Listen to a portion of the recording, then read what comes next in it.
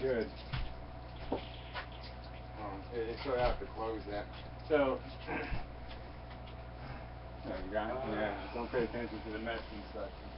That's your chair there. That's where he's at. I just put on the maps on the iPhone. It thinks you live like a mile and a half from here. I actually had to look at the map. I don't know why. I looked it up on my iPod thingy, right? And it says everything's okay, but everybody else says it doesn't work. No, it's NSA. I think it's I'm going to try one of these. Yeah, they're good. They're cheaper. I mean, you should have bought cigarettes in, down south, right? I mean, you would have saved $3 a pack. They're cheaper than Hawaii anyway. But not cheap enough. I'm 33 miles away at my hotel, and there's no cigarettes on the way. I figured there'd be. 33 miles away? Is that far? That's a long way. No, because it's like $300 a night and $400 a night up here. I never passed so many mansions. Yeah. Is this an ashtray? Yeah, it is. Why didn't Naomi and that dude mention that on their video log up here? Well, they were coming from New York, so I see. I guess, it's all relative, right? Cool, so here I am in New Jersey. Yeah, you made it. I wasn't going to film at all. You're Mr. Filmer. Yeah, I even have it, even got the YouTube. It's not for a... But we'll see, see how it turns out. It's not for a court case. What do you mean? We're on the YouTube channel? Well, I mean, it's the automatic upload. It's running. So, who knows if that'll work, crash or do something. Seriously, though, I passed, because I'm in, not Somerville. We tried to go there. They wouldn't let the dog go.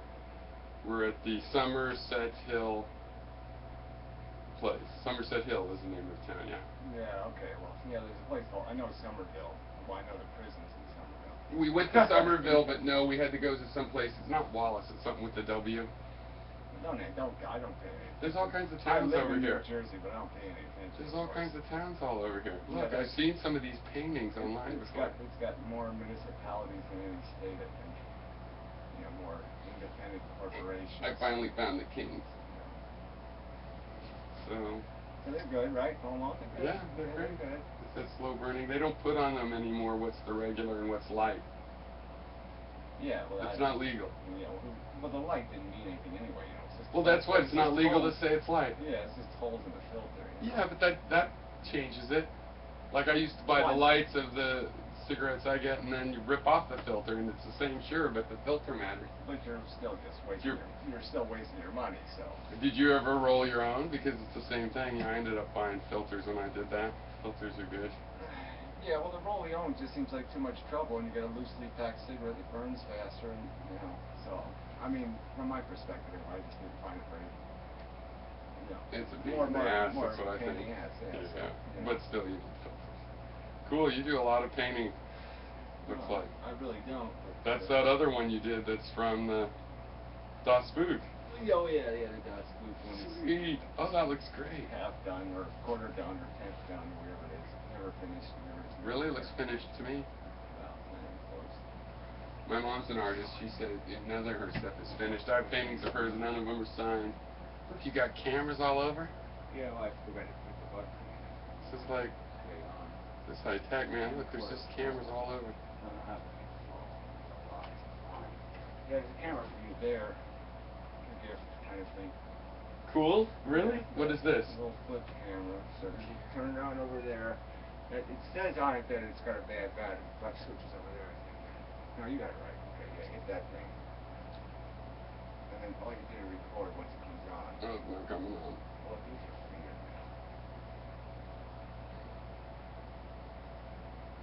No, it's not coming on. It needs to be charged. You broke it. Remember, I just put batteries in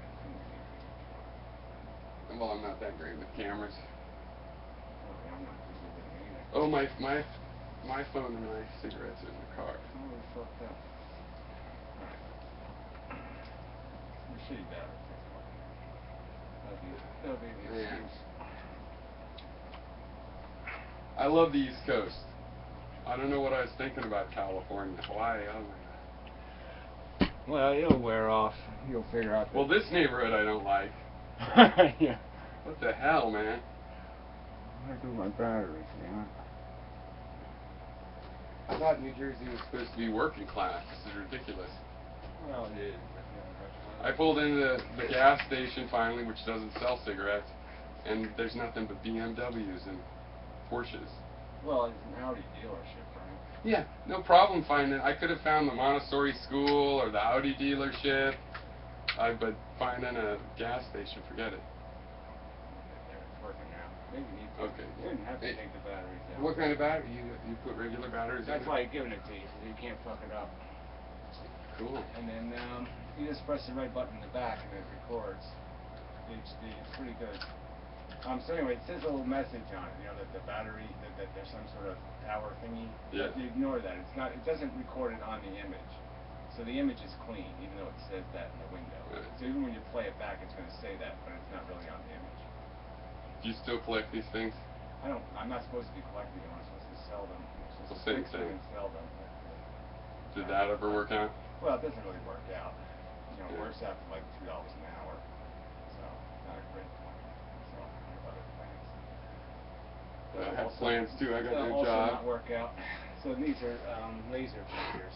So, you know, this one for your lovely wife, and the kid, and the dog, and you. Oh, that's great. Just have to remember to put Well, the great. battery. I'm glad I brought 3 packs of cigarettes. Everything I have is retarded, so you have to put the batteries actually go in like, it's unintuitive. The batteries, it takes those AAA batteries, Yeah. you put them in backwards. Okay. So the positive end sticks out. You know, like you think flashlights always go in Yes. positive end Of first, course. but they go in backwards. Okay, good to know. Still Oh in yeah, the now wrapper. you can have one of these things. It's a hard piece. You can And take you're with showing you. a movie over there. So you can pick one of these. You can have one of these. Oop, hey dude. You do. The Oh, camera. The flip. You want to stick these in. You didn't put it on right in the first I did place. too. Yeah, it has a lock in the bottom. Oh, yeah, I didn't lock it. Yeah. What do you mean artwork? Did you do these? Yeah. Cool. And that one. Here, it's a Puro kind of It's thing. like, yeah, totally. Look, I got Indian jewelry right here from Yeah. New Mexico. Cool. Yeah, it'll be worth billions someday. Yeah, I'm gonna sell it on Yeah. I forget the name of that auction house. They need to have a website. You got movies going? You like multimedia input? Yeah, I've sort of gotten used to it. Well, I bought I got a bunch of those things broken. You know, these digital frames, you know. Uh-huh. So I fixed, quite a few of them. I And, see. you know, they run really green, you know what I mean? It's only 20 watts Uh-huh. to run those things, you know. Yeah. So you can just run movies on I it. thought you meant they had a lot of green in the color, but it looks No. fine. Yeah, they're good on energy. So, yeah, and so I've sort of got hooked on it because you just, you know, when you're thinking or something, you can just get distracted for 5 minutes. Yeah. And then go back to what you're doing. Yeah, I've always done that. Watch stuff when I'm working. Yeah. So lately I started turning it off just because I'm trying to focus, like this code that I've been writing. It's like sometimes I'm looking to go back to just music, but actually I always want to have some stream. It's like it distracts a part of your mind that isn't going to help with other things you're doing anyway. Yeah, I just find that, you know, I'm better at the visual thing. Audio is really bad for me, so I mean I can't play music or something because that always Too distracting. Yeah, it's just I can't multitask. You know, because I always try to make words out of something. You look just like on camera. Yeah, you almost do. You're taller. No, I got a haircut. You're taller. I'm gonna look a little more straight cut. I'm gonna try to get work and stuff, you know. Yeah, like that's gonna help. Yeah. It won't. It should have nothing to do with it. When I was in my 20s, my uncles were like, "You'll never get a job with that long hair." And so I was gonna cut my hair and go get, you know, and dress up for a job. And I'm like, "Fuck that! I don't want to work anywhere that won't have me with long hair." It was the best decision too. Yeah, well, I always But, had to, you know, you sort of had to negotiate. I was always in the service industry, you know, so people were always big on, you know, appearances and the restaurants, you know, it was really thin for a man to have long hair. The waitresses could have long hair, because they're not hot. The waiters couldn't. Even up here, not liberal enough. Yeah. Because I just came out from the South, and I definitely feel a little bit more at home up here. Not here in particular, because seriously, I've been to some really wealthy neighborhoods, but from Somerville, I did. I drove to Somerville and came up from Somerville, whatever this little town is, and it was just mansion after mansion for 10 miles. Yeah, well, it's a... I've seen places like that in California, but you know, California is basically a wasteland compared to here. It's in the top 10 of the richest counties. You said that before. And 3 of the richest counties, I think, are in this, you know, like Warren, Morris, and, you know, whatever the other one is. But, Morristown over there. You know, there's a lot of money. So. A lot of asshole money. You know, it's not like... It's from New York, I assume. People come up here for the country or something. Well, and I think they just want to be close to their stock portfolios or something. You know, it's a lot of inheritance money. You know? Oh yeah. A lot of the rich I hate. You know what I mean? Right. So they moved up here in the country like 75 years ago, probably, or something. Yeah, it's all, you know, family money, and so they're just staying connected to Long Island, the rest of the places where you know, they originally got their money. You know, and, they're East Coasters, but they're not. It's interesting. Well, Maine shouldn't be not too wealthy, definitely. Yeah, Maine's just seems nice though. The whole place is very interesting, even the south part of the East Coast. Because in California, I never really realized, but they grow you up. You know, you look down on Southern California, which that does make sense, that part, and also the East Coast. I never thought I'd move to the East Coast, but it's cool. There's trains, there's all kinds of stuff. Yeah, well, I think the thing is too is you can find anything. You know what I'm saying? You can find people that are really, you know, culturally you can find anything. I would think so. There's you know there's cities here that are just an hour or two away. All the signs are Japanese. You know, it's like you have all this kind of heritage stuff too, so you can find almost anything. You can always, you know, you just look around to find a place that's. It's weird too is toll roads though. We hit a shitload of toll roads coming up here, which I'm not used to. Yeah. In Texas, they just say pay by mail. That's all they say. It's toll road, pay by mail, and then there's like red light cameras or something. So I assume they're going to send us a bill, which that's news to me. But I've been in islands for 10 years, and it really is like another country. So there's like the mall stores that sprout up. There's whole new ones, not to mention that over here they're all different ones, but like there's whole new ones. Plus there's casinos. When I left, you know, it was like Nevada, and you heard about Atlantic City having it, and that's it. Now there's a casino every 50 miles because of the Indian reservations. And then in Mississippi and states like that, I guess they just have gambling now. Yeah, it's, you know, I mean, it's totally like coming back. A step down, but, you know, whatever. You know. I like gambling, but I always agreed with the, you know, limited, because it's sort of, like, do it in Nevada where there really was not much to, they didn't ruin anything else, that's why it even exists. Well, you can always see it if you look for it. You know, you go there on the weekdays and you can see these, you know, housewives, you know, spending their welfare checks. Yeah, you know, no, I agree. I don't think it was a good thing.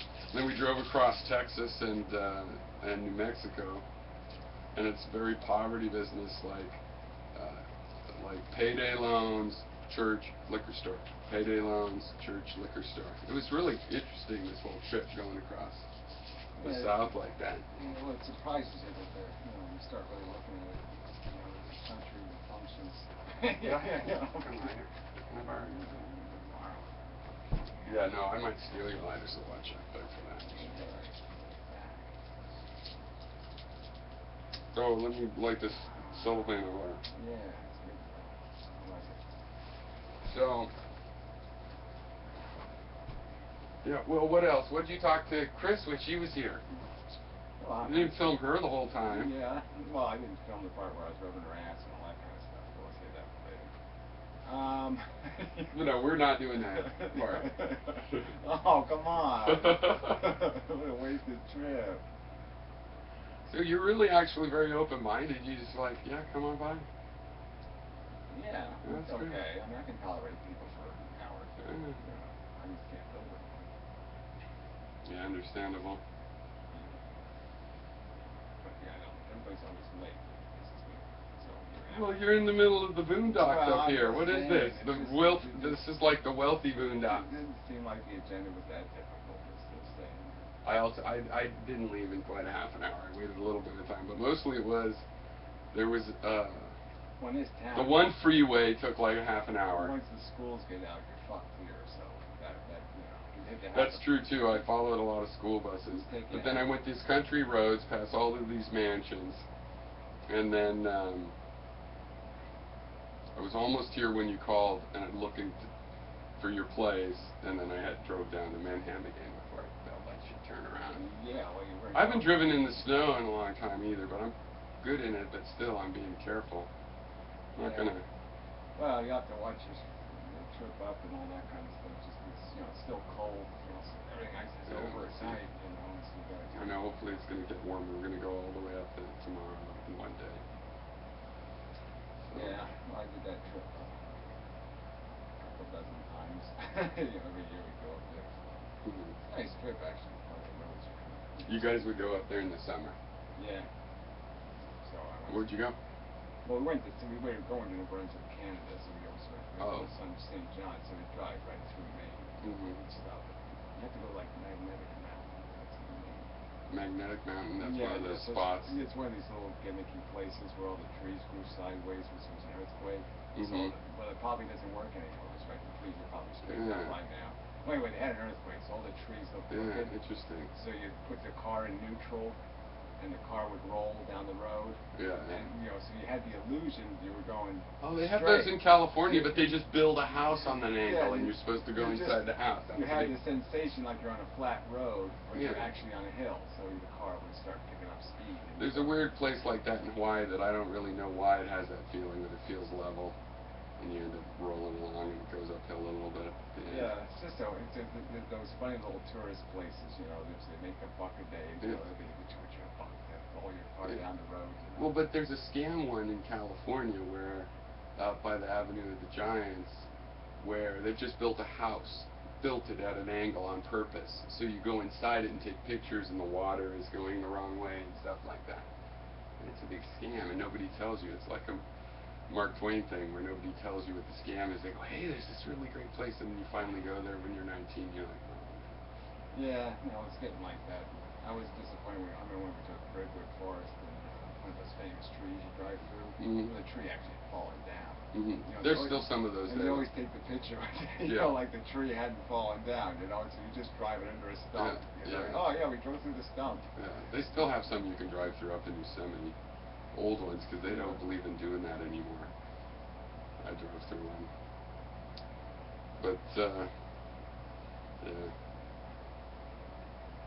We didn't go on that route where there were many of those tourist traps on the way here, man. It was just like, most of it, I did a bunch of 12-hour drives just because there was no reason to stop. It didn't seem like in Texas and stuff.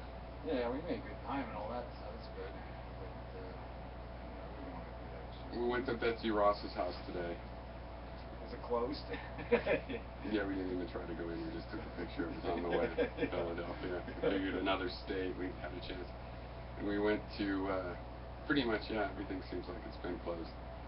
We, what was the other place we did? There was Betsy Ross. Oh, we tried to go to the White House last night on the way to Baltimore, which we did do, but they kicked us out. We got right in front of the White House. And I'm like, why? Because it's 9? He's like, no, a different time every night. Just to shuffle us over.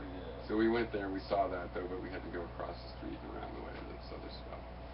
But yeah, mostly it's not a big vacation. I mean, we're just moving to Maine. That's the idea. So, gonna try to do open source software. Yeah, well, something, whatever. Find a way to do it, make a living. Well, I thought, I'm going to try not to get a regular job and just do some of these other things, and I have some possible people that might hire me contract-wise, though the whole, I don't know, with the Obamacare, it looks pretty expensive still, we'll have to see.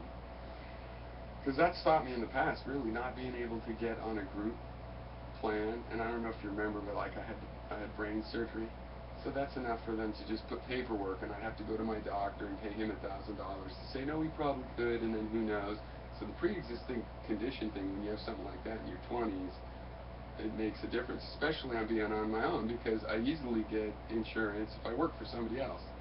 But I figured I could work for somebody else as a network admin or something. There's way more work up there in Maine. It seems rural, but in Hawaii, there's the same number of people, and they're all on this other island. It costs me as much to fly to Oahu as to fly to Virginia from Maine or something.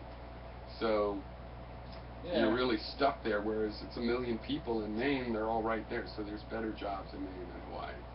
So that's not a problem, but I'd rather not work for somebody else, kind of sick of it.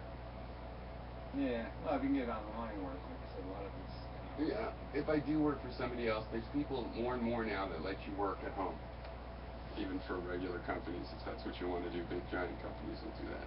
Where I was working was going to let me do that, but then I had a little issue with the team lead, and so I decided I was only going to be able to do it for 6 months, because I would have to move to a state where they had a controlling organization that controlled where I worked. Then I could have worked more indefinitely. They have a policy. In Maine, I could have worked 6 months, but instead I just took severance and left, and 6 months pay, no work though. So. Yeah, old. Kind of, but no, I really had to get off that island. That island it's a great place and all that for whomever, but I mean for me, I just had enough for various reasons. But and it's like driving right now, it's been a pleasure. I mean, it might not last that I want to drive like this, but it hasn't been a problem just because you feel really contained. I mean, like the friends we're talking to on our trip, they've gone to the other side of the island. If you want to just go somewhere, and even if you like hiking around here, right?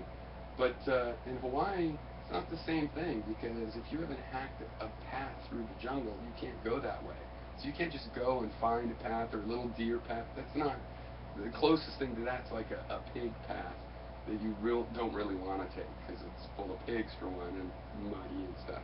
There's no like ways through that you could find, and so the camping's different. So I'm looking forward to it up there, and in the summer. Plus, I like fires. So how do you heat this place? Just get propane? No, I use gas.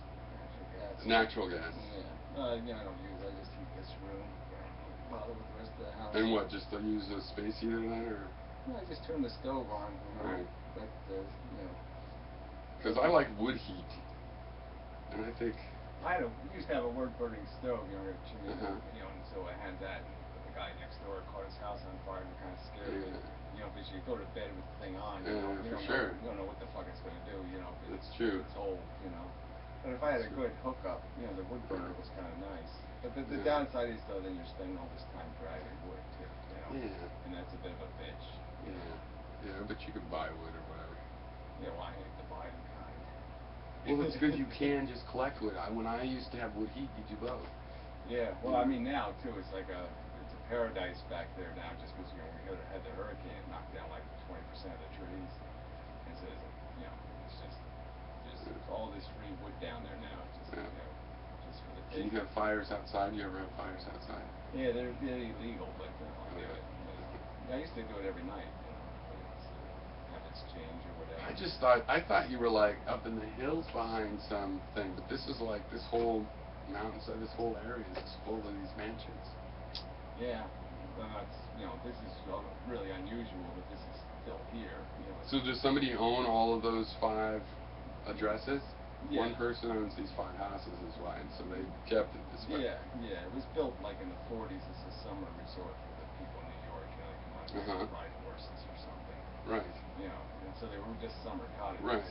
That's what it looks like. Yeah, my aunt lives in a place that it was funny that she used to go as a kid, and now it's ruins. Now there's, it doesn't look, the grounds are all cracked and it's all turned to ruins, but all the cottages are great in the North Bay, San Francisco area. But yeah, so your landlord just isn't interested in selling out, because they could probably sell out to one of those people that likes to build that kind of house. Yeah, it doesn't really work that way, just because, well, number one, the place is assessed at, probably cost you $1 million, but you can buy a lot somewhere else for a lot cheaper. There's a lot of farmland around here and shit, so no one's going to buy this, and it's not the best location. But so the person owned it for a long time? Yeah, the same guy's owned it for 30 years. And did he get it from his family? He bought it? No, we bought it on a tax. Right. The old family, the original family had it, they inherited it down or whatever, and I guess no one kept much care of the place, and it lost it on taxes. So he bought a tax sale. But it was, we didn't do anything to, upgrade. you know, they are shitty little cottages, you know, so floors. But, you know, everything's starting to go a little bit now. You know, No wonder you're so cynical about stuff. That's the town, and you grew up in this town. Well, half my life. Yeah, just half, right. We went through New Orleans. That was the other hard part of the journey. It's so crowded down there right now. It's, you know, it's just Fat Tuesday coming up. Well, it's so my wife wanted to different go. than when I was a kid. You know, when I was a kid, you know, Mardi Gras was a whole different thing. You know, Yeah. it wasn't as civilized. You know? Well, I was reading about going there with my stepson and everything. We were looking at it, and the people in New Orleans say that most of the parades, they aren't in the French Quarter or anything. They are still civilized, and they grew up going there as kids. People younger than me, 20 and 30-year-olds. It's like at the parades that go through the neighborhoods, they're just throwing stuffed animals and beads and stuff, and it's not super risque. But then on the freeway, we're driving by people with tits painted on the side of their. Yeah, you know, it's kind of a, you know. But I was never a parade person anyway, so Yeah. I think a kid can live without that shit. Yes, me too. The Grand Canyon was pretty cool. That's something worth seeing. Did you ever go by there on your road trips? Oh yeah. Yeah, that's worth seeing It once. sticks in your head. Like it, You know, yeah. too bad you didn't have time to go to Painted Desert. It's down there. Yeah. Parts of Colorado are really. Yeah. You know. We went through the southern edge of that. We drove up, and when we left, we decided just to drive along how the into the Indian area, reservation areas Yeah, it really and stuff. is. And those were some of the best lookouts actually, where you went right out, and it's not as big of a valley, but it's straight down, and you look over, and you're only like, I don't know, 1,000 feet, maybe it's 2,000, I don't know, but across there, it's just as massive, but it's kind of closer in. But and I think, and they had signs that said it was to the Painted Desert. I think we went along the south of it. Well, or it has the something. Petrified Forest, Painted Desert. We went through the connected. Petrified Forest at night again. But it's so a I lot. wanted to go It's there. a lot more desert, so there's less trees. So the canyon is even more impressive in some ways, just because it's it's all rock. You know, it's just like What's that? The air cleaner. Okay, I thought it was a bug zapper. I'm going, Gary has a bug zapper. What worse is all live. It's like it's multi. Was that a bug? No, I actually bought that thing on eBay though, but it's a thing for like putting into a big giant furnace, you know, to clean air, you know, for like some sort of industrial purpose. And I got it dirt cheap on eBay. The people actually still sent it to me, you know, for $50, and you know, you had to go buy one, you know, $500 air Industrial. cleaner. Yeah, so I just blow a fan through it. Makes me feel like. Well, I just like the idea of every time it sparks, it creates a little oxygen, which is nice. Oh, here's some of I don't have one. Okay.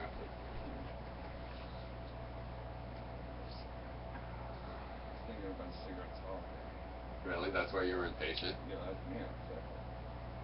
Or you're not allowed to be late.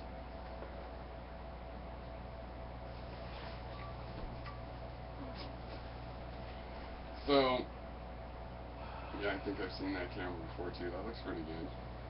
Yeah, well, it's just the only thing we don't know with the flips, the focal length isn't perfect. Oh, that's a flip as well, but it has an attachable lens. What is that, macroscopic or something? Or? No, it's just it just gives me a little bit more of a wider angle. Yeah, so you don't have to hold it quite as far away, you know, because the flips aren't really perfect. Is that what you use when you're walking and talking? This is the one I've been using, yeah. I use another one too, another little junkier one. They do their job. I'm kind of impatient with the editing part of the videos, you know. Like, I don't take too much video because the computers are still really slow. But maybe not. I haven't bought a computer in like 5 years. I just got a new computer, so maybe it'll be faster. But they take forever. I've got two pretty used computers, and they do okay. But you just have to. Well, you know how it is. You have to have everything in the right format to start with. You know what I mean? I'm actually not good at knowing which one works faster. Well, you just have to have you have to learn what your software likes, and once you figure out what your software likes, you can really cut the render down a lot. The other thing though is this. It seems like on the Mac, Apple's been really shitty. First of all, they had a great old iMovie that they did a whole new version of, and they make it flashier and flashier, and things warp around and stuff, and they waste all the CPU on that. Plus, it's not really smart about what work it does, and when it's always chunking away, and they want you to buy, like, they don't want you to have a Mac Mini. It's like, So they like to sell the software. They keep their software updated, so it doesn't really work well on their low-end machines. Unique is supposed to get a good machine, so I'm not getting another Mac. I got a laptop, a medium price laptop, and then a Linux machine. I found out you can build machines again super cheaper than buying them. Well, like I said, you get used ones and you can upgrade them too, so that's, you know, so the ones I have are both not. Do you know about Newegg.com? Yeah. Yeah. I mean, it's not bad, but I still go eBay. You can get some. Because then you could get it cheaper, yeah. You can get this shit on eBay cheap. Yeah. I mean, you can just buy New, including. Well, I'm just saying, yeah. if you bought. Once you know what you need, I haven't built machines for like 15 years. Even if you put a new motherboard in, I'm just Mhm. saying you could buy a machine for $110 or something. It has the power supply, Yeah. you know, all the majors. Put a new motherboard in Yeah. it, you know, and. See, that's potentially a business again, because for a while you couldn't get it any cheaper than a gateway or a cheap machine would sell, because they bought in bulk. But now you can get that stuff cheap again, and why not? If you can have a third of the price, you know, a really good machine now, brand new, is like $1,500, and you can build your own that's like crazy good for graphics or some stupid thing that would cost more, just for people that want something even better, and you can build those for like $500. Yeah, well, you're gonna have to put a graphics card in anyway, because the only thing built into a motherboard sucks anyway. So you know, I mean, you know, theoretically, you can just say that, yeah, why pay that kind of money when you can just buy the raw hardware and buy the board separate? Well, I was looking like at $1,500 machines, Dell style, and there's some Linux people, and they're not cheap. And then building my own, I could get a better machine for $500.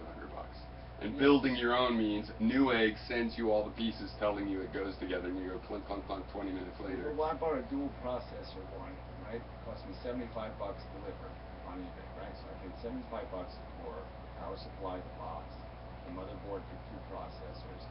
I bought the processors for $30, and then the only thing else I had to buy was a video card, and spent $35 for that. So for $125 or whatever.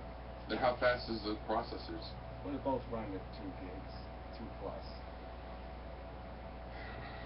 You know, I'm just saying that, you know, it's a more physical, you know, it's not like having a dual core or you know, but I'm just saying you have 2 separate processors, so it does, you know, visit. I don't think that's probably, if anything, better than dual core. It shares less of the circuitry. Well, I'm just saying that it's, in my opinion, it runs nicer in terms of multitasking and stuff like that. It does have a pretty wide, you know, I have to go pretty far to crash it. You know, I can have 15 or 20, you know, Firefox windows open, and, you know, it's okay. You know, it does all right.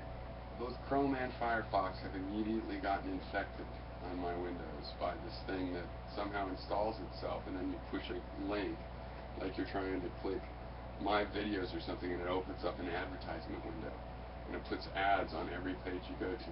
Like within 20 minutes, I have no idea why it's doing that. Yeah. What a crap machine. Seriously, it's like billboards and stuff. It is much better. I also installed Linux on this machine I got. There's not going to be problems like that on there. Yeah, well, you know, the only problem with Linux is it's just getting your hardware to work. So. But Ubuntu's fine now. You just put the CD in and you can run it without even installing it. It'll boot off the CD, well, and you can see if it works. Yeah, it should work, especially if you're buying new stuff. But yeah, I know what that's the problem though. Is some of the stuff is obscure stuff. And the problem is the video editing software and stuff. I don't think there's good software like that for it. Yeah, exactly. so that's another reason I was okay with getting a Windows machine. Plus, I'm going to do my own software, and you have to have a way to test on Windows stuff. Well, these flip files do directly upload, you know, so you can just pull the file off. That's cool. Yeah, I remember. You just plug it into the USB, and it'll you know, it gives you a warning that it would prefer a different format, but they upload okay. They're big files because they're HD. Oh, I see. Yeah, that's the other thing. See, so you don't spend the time necessarily editing, you just upload. Well, once you get used to doing it, you know, you don't have to fuck around. And if I have to combine files, then I have a program that just turns them into, you know, it doesn't recompile the files, it just combines them as files and then just puts a new header on them, turns them into an API file. Right. And so it's just relabeled them. So it only takes like 4 minutes to do it. What do you use to do that? It's called something like Cam to AVI. I'll give you a link first. I'll give you the name of it anyway. I'm going to learn how to do that stuff in Windows maybe, because I'm not sure. Well, I'll that's try what it in I'm saying, Linux, but every time I try Linux editing software, it'll crash right in the learn middle. these little tricks, you know, so you make it kind of easy. Because now I'm doing batch files where I just run a, you know, that FFmpeg. You ever heard of that? FFM? Yeah, it's the same one FFmpeg, Google's using. It's open source. And yeah, you can do a lot of modifications in terms of cutting the size of a video, but mostly you can do a lot of format changes. So you want to change from an MPG into a AVI, or you want to change it to a WMV. It does that shit really well, and you can control the frame rate. You can control, you know, the bit rate. You can, you know, so you can cut a file. These 1 gig files, I can knock them down to, you know, 250 megs. You know, and alter the frame rate. And what do you do? How do you run it through a bat thing, or you have Cygwin or something, the Linux? Yeah, well, I technically just run it through a you know, a DOS window. You know, I was curious which way. It's a DOS executable. Yeah, so you just command.com. Right, so you just run it like that. But I mean, I can do it with bat, because I'm always editing them, so I don't bother with the bat files. I just edit the text and run it in DOS. No, I was using that for the server software I have on the server I have up, where you can upload videos. It'll accept any kind of video because it just goes into FFmpeg, which is smart enough. And then you get to tell it exactly what to do. And I think, what is it? There's a web standard coming format that'll be really useful for all this stuff. Webcam, I think it is, or something. Well, that's almost the thing to think about doing, is if we got smart about it. I mean, it's knowing all the ins and outs of this thing, because nobody's done a really good, like, here's 100 bat files that'll do different things you want to do, because there's so many configuration, you know. And no one, I mean, I don't know them. You know, I've just learned the ones. No, and you research one. I've just learned the ones I've had to get it right for me. You know, but there's so much to know, and if, you know, somebody actually, because all the stuff that people who've made the open source, you know, they've made software based on FFmpeg, but it all turns into malware. You can load it on your computer, and it's okay for the first 3 months. You know, and then 3 months from now, all of a sudden, there's all kinds of shit. It's one reason I want to do an open source stuff. There's just a standard of scrutiny that helps protect against that. And if you work in Linux, it's possible to do that kind of stuff, but you just run into a lot less of it. And you don't have a Microsoft helping put the hooks in for malware because of the malware they wanted to do. Yeah, it'd just be nice if somebody had some sort of, like, you know, all of them sort of got them tarnished, you know, like CNET and all the rest of them, because, you know, they started to, you know, even Storage Force or whatever it is. Yeah, you know, they used to be reliable, but now a lot of shit is leaking in, you know. And see, I haven't dealt with as much, because they're just, like in Ubuntu, they have their software center, and you can download it. It's open source, and it's basically, they're all semi-vetted as real open source people making a tool because of open source reasons. They wanted to have that tool. But what I was thinking now for the video side is, first of all, when I get to Maine, I'm going to finish, because I'm just a couple weeks away from having a version of this, like an extension style thing. It's a JavaScript. It's basically the same kind of thing you do. But storage has been the problem. But there's Dropbox that'll give you 2 gigs, and there's other people. Why not just, you like to pay for your own storage, why not just have it integrated with the service where you use the first 2 gigs, and for me that's like 100 videos, or 75, and at that point you decide whether you start deleting them, or you pay Dropbox more, or you go to some other free service, or whatever. People can handle their own storage, because if it's in the browser with JavaScript, it doesn't matter where it is. Yeah. You know, in WebM you can stream off of Dropbox. Yeah, well, I'm still better off with like a GoDaddy if I, you know, if you pay up the whatever $100. How much storage do they use? Let's say if you, well, see, that's the thing. You can get 120 gigs. But didn't they fuck you over? Yeah. With that somehow? Yeah. Well, yeah, I got fucked. You know, running. You know, I couldn't run the software I wanted to run just because they started controlling the, you know, the server apps. And so it was just a stupid, idiotic thing they installed where you can't have a certain number of files in a directory, so you couldn't have more than 100. So you sorted that out and stayed with them. Well, I sorted it out in the sense that you kind of can't run the software, so that's when I took down the Blogger Dome site and I changed it. But yeah, I mean, so yeah, I'm full up on them. You know, I've used up all my space, and so I have to decide to do this editing thing where I'm going to decide what to delete, and then I'll, you know, put new stuff up and all that kind of stuff. But I'm just saying, technically, for another $120, I can just get another account. Yeah. And you know, I can use that. But the real solution I'm talking about is that's up to anybody. If their videos are online by whatever means of saving money or spending money that they want to do, this thing will stream it as well as that service streams videos. If it has a performance problem, it's for them, you know. Yeah. And then you, I mean, well, just because it's a big problem with all this. That's where a lot of the money goes. If you were going to start a YouTube and do it better, is all of the, and then also the bandwidth.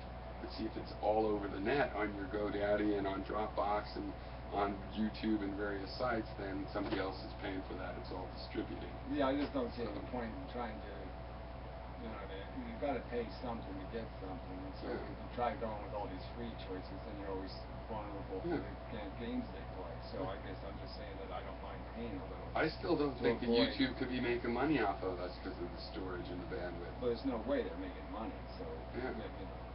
You know, so thinking of competing or doing a better YouTube is like it has to be done differently. It's not practical because we can't, you know, obviously they're subsidizing the service in a sense, so you know, there's no way. Which is why they're going to drown out this stuff. But I'm just saying, but what they're not doing is the organizing, and you know, they're getting even worse at that, right? I mean, you can't even search videos now. You can just search the titles. You can't search the description. I saw you saying that, but I thought the search was screwed up for a long time. But yeah. Well, I'm just saying it went from bad to worse, is all I'm saying. But I'm just saying those little features, like I'm just saying, even organizing content more specifically to different subjects, you know, economics and this and that, and having categories. And, you know, even if the stuff's on other sites, I'm just saying, even if we provide some value that doesn't exist in the YouTube system, then that's. Well, the idea is you have this software.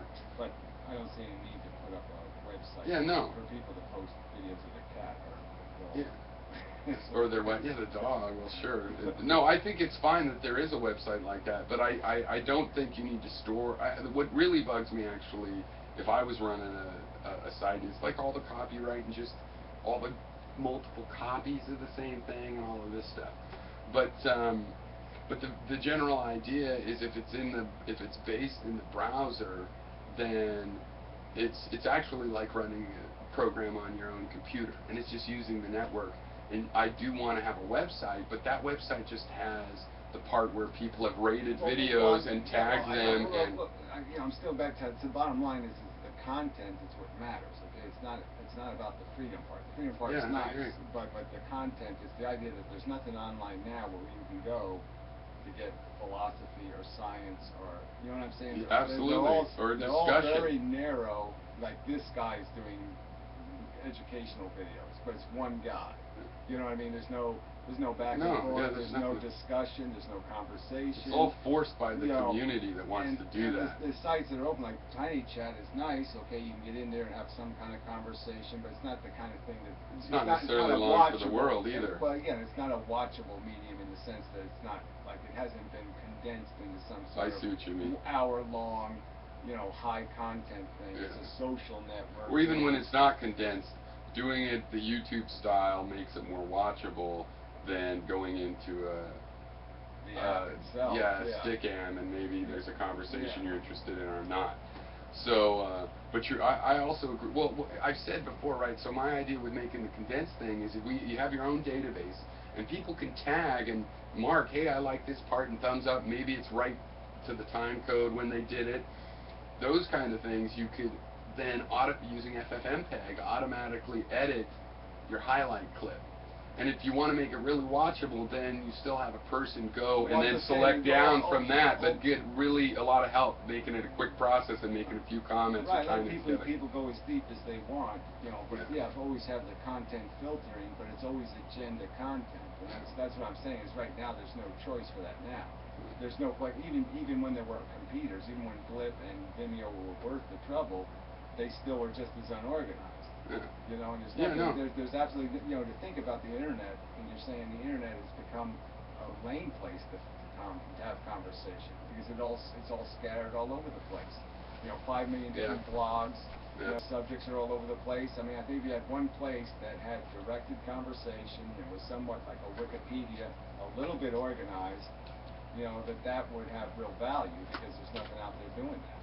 I want to hook it to the blogs and stuff. You don't really. Did you blog ever, or not blog, but Usenet or any of the text version? Yeah, I don't mind the blogs existing. I just mean that I don't see any point not having more expedient Yeah. editorial comment. Well, what do you think of my idea that it should be both? Like, if you want to reply to a blog, you ought to be able to highlight what you're replying to, click reply, and then say Yeah, video, exactly. my own blog, Facebook, you know, Yeah, whatever. no, and that's where all this Yeah. time code stuff can come in to it too, Yeah. and where you can break everything into 5-minute sections. And then instead of saying, hey, here's the subjects that you have to talk about, you just limit yourself to subjects where people do that. If people are talking about knitting and they want to go, hey, I disagree with this sentence, red is the better color, you know, as long as they will do that point-to-point thing, then that is one of the subjects. You know, as long as people are going back and forth, then, and you would get politics and philosophy out of that, right? Because that's something people, you know, mostly do that with. So what's that now? That's just my phone. We'll let the machine have that one. So yeah, I mean, well, we'll Yeah, see. I'm gonna open my response TV stuff is already actually on GitHub, but I'm gonna wait till it's done to, you know, to publish it. But I'm curious to see if you'll use any of it. Well, a good video player, if you have Hi, this is Congressman Rodney Frelinghuysen. I'm calling to invite you to participate in the live town hall meeting conducted over the telephone. He's just such Give you the opportunity to ask questions about the president's Man, what a healthcare cunt. rollout, You know, jobs, excuse me, but I mean, our congressmen have always pressing been issues. the sons and daughters of, Please you know, feel free to contact my offices in Morristown and Washington should you have any questions. the Or visit my non-monarchs website at close to the frelinghuysen.com. or whatever, you know, but Also, they've if you'd always like to been receive these some names, important updates they've about been around federal for issues, 200 years. I Yeah. encourage you to sign up See, for that's my weird to weekly me. It really is the newsletter. Wild West out there. I used to think Have a that's good funny evening. when people from the East Coast would think of California that way. But it's very different in things like that. Like there's a few famous families, but you don't run into them. They don't keep being the Congress people. Yeah. You know? Well, it's like, it's just this whole family nepotism thing. It's almost like the Bushes or something, or the Forbes. You know, it's like the Forbes Jr., you know, people of no merit, really. You know, and their only merit is their name. Yeah. You know, they have no business really having the voice they have. Well, I was realizing a lot of the what has become the upper crust in America and on the East Coast and coming into the East Coast were people that were just toadies in the feudal system, and they were treated like nothing, even though they made a living in their professions and everything. But you know, they weren't part of the royal family, so they were out of that. And so part of the bad thing about the whole American dream is people that wanted to do like the last step and become like royalty. They're like, I'm wealthy enough to be royal, but I'll never be treated royal, you know, in Europe. But in America, they could be. And now we're a couple hundred years south of that, and it's, you know, as far as they're concerned, that's how they feel about themselves. And yet it's still still kind of pathetic when you're talking about this whole system comes from, it's a bad system, obviously, to begin with, but, I mean, some of the families in Europe are talking about thousands of years of that. And that starts to be a big chunk of history, at least, you know. Then again, we're getting a couple centuries, you know, but that's kind of what they're trying to build, I think. The dark side of America has that elitist attitude. Yeah, well, it's not based on any kind of merit. That's the thing that sucks about it. It's just not, you know, it's not like these people, you know, see, at least the Kennedys had the pretense of the education and the networking and the exposure, you know what I mean? So they had some credibility, but I mean, these guys are like, you know, they're debutantes. You know, all they've done is gone to the pageants, you know, but they haven't done any of the work. It's, you know, what the fuck they're talking about. You mean also in the way what the subsequent generations have done with their time? Well, yeah, I'm just saying. Like the Kennedy family kind of keeps up with, like, you know, being educated. Is what it's you're like saying. If your father was a physicist, you can't just ride on his name being a physicist. You know what I mean? You can if you're a banker. You're going to have to you're going to have to crack a book and actually do physics. Yeah. You know, and I'm just saying that these guys have done nursery school politics, you know, nursery school business school. You know what I mean? They have nothing, you know, in terms of a real understanding of any of these mechanics, and they're just riding on the name. You know, that's the bullshit. Yeah, well, I would like to subvert all that if I could. That would be the ultimate thing. But I've kind of given up on anything quite that grand, but there's still cracks in the dam. I just did a couple of videos, you know, that I titled Third Party, because, you know, I figure that's part of my future agenda, is this whole idea of, you know, beyond creating a debate stuff, the whole idea of it is to create some sort of place where people can, you know, not the well, you know, the truth are kind of truth. Mhm. You know what I mean? But Mhm. like there is a truth underlying this whole Yeah. fucking bullshit. And Yeah. if we can dissect it without being lunatics and you know 9/11 truthers and all Yeah, that kind of crap. And you're saying there's all this energy for people to who actually have a cynicism, and it's so misdirected. You know, they've all followed the Ron Pauls and shit. And you're saying, why are they falling for that crap? Yeah. You know. No, I totally agree. And well, one thing I thought was, what about a meta party where the whole party was, look, we're not going to have a party that's equal to those guys. We're going to run candidates, and some of them will be Republicans, some will be Democrats, and you know, just like an open conspiracy to use the parties against each other. You know, like the parties would try to stop you with that. They're not exactly idiots. I've worked, and in the local politics, that was one of the things that got me interested in your channel, is way back when you were covering local politics somewhat still, right?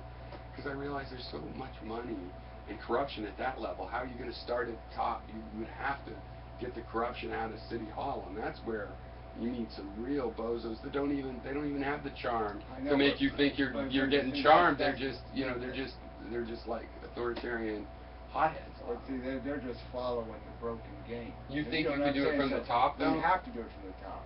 It's broken from the top down. But the little towns are just following the lead of the big story. You know what I mean? They're just imitating. It's like what they do in these other countries when they get democracy. Yeah. They do the democracy the same stupid way we're doing it. They don't create a new form of democracy. They just follow the old geographic districts. You know, the same majority wins every election because it's all of, you know, it's the same majority. Well, and in there's every ways district. to buy out the government Well, through I'm just saying, they precedents. don't think in terms of representing ideology. They keep thinking in terms of representing geology, because everybody's a clan or a district, and you know, and that's just not realistic in any kind of modern country. You know, I bet it doesn't happen in Japan. But I think you need to have like a county that did away with county districts and elected philosophically. To, you know, you'd have to see that in a small place. I think you got to start with a state, maybe, but you know, well, if you could, it would be best to start with the Congress. The thing is, in America, you'd start with some stupid, you know, weird state that would end up being run by Aryans or something. Would be the first ones to do it. Yeah, well, they couldn't get anywhere anyway because obviously they're going to be a minority. So, you know. Well, I'd like to see it anywhere, but you know what I mean. It's like if you start that in Texas, you're going to get a different result than if you start it in New Jersey or California. Yeah, well, I think Nader could have done it, but he just threw away his power. So my vision would be is you just start a national party. You get 3 million people, and I think 3 million is the key number. So once you have 3 million, you just walk up to the Democrats and say, I can move 3 million votes in this election. Right. So if you can move 3 million votes, yeah, you can scare the hell out of them. Yeah. You know, you say, look, I don't get a bargain from you. 3 million votes are going to that. That's what I'm talking about, candidate. a meta party. Well, I'm just saying, the only way to get this done is for people that want to say they're independents, but up to the next level. Well, I'm not a disinterested independent. You have to make yourself. You have to make yourself a special interest. You don't have to be owned by a party, but you have to be a special interest. Yeah, I agree with that. So with all the people, the disaffected, have to get together and have to say the first priority is make sure third-party candidates can run and win. So you have to do the instant runoff voting, get rid of the spoiler thing. So that's the first thing you fix, right? The second thing you fix is every congressional body, every legislative body should be representing ideology, not geography. So they shouldn't be elected from a district. They should be elected based on how many votes they got. Yeah. And it should be all plus votes. No stealing representation. So I shouldn't have a congressman I hate. Right. That shouldn't be a possibility that my vote goes to some son of a bitch I hate. That should never happen. So you create a Congress that's made up of all kinds of loonies, right? You got complete crazy Klan members in full Klan gear, you know what I mean? You would, right. You'd have all the extremes would be represented. Yeah. You know, and that's a real Congress then. They have a real fight with these assholes. You know, and then you can show the I think there should be both. Like, I always like the idea that there would be some geographic, though. That you would share half you want to keep or a third geographic. You want to keep the Senate part geographic. I'm just saying it doesn't do anybody. Yeah, you could. That'd be fine. I think I suggested that before. Keep the Senate geographic because it's a big unit, and I'm fine actually with the small state versus big state thing. I'm just saying, as soon as you put in any geography into ideology, you refute the ideology. Yeah, So no, I'm just obviously it's an saying- assumption. You drive the places I've driven through. There's plenty of. Well, I'm just saying that's where the every no kind of dime of person. difference happens, is because you're going to get the same baby kisser sellouts who win every majoritarian election across the country. It's just like, it's my smoking argument, right? I mean, 20 million cigarette smokers, and they have no congressman, right? Yeah. So it's like basically telling the whole state of California you don't get any congressmen. That's how, in a way, that's how big a ripoff it is in the current system. Because any minority that's not segregated is out of luck. So what's your idea on a party? I mean, so the thing is, the part is that if you choose a bunch of issues, that's what new parties try to do. Well, that's what I'm you saying. almost need to That's choose, why I'm saying, like I like the keep IRV it simple. Keep it incredibly simple. issue. So the first issue is the instant runoff voting. So you extort the Democrats or the Republicans to say whoever gives it to us first, an up or down vote in the Congress. Okay, that's where our votes are going. So we got 3 million votes. Our 3 million votes are going to go to whatever candidate gives us a guarantee of an up or down vote in Congress. All right? Yeah.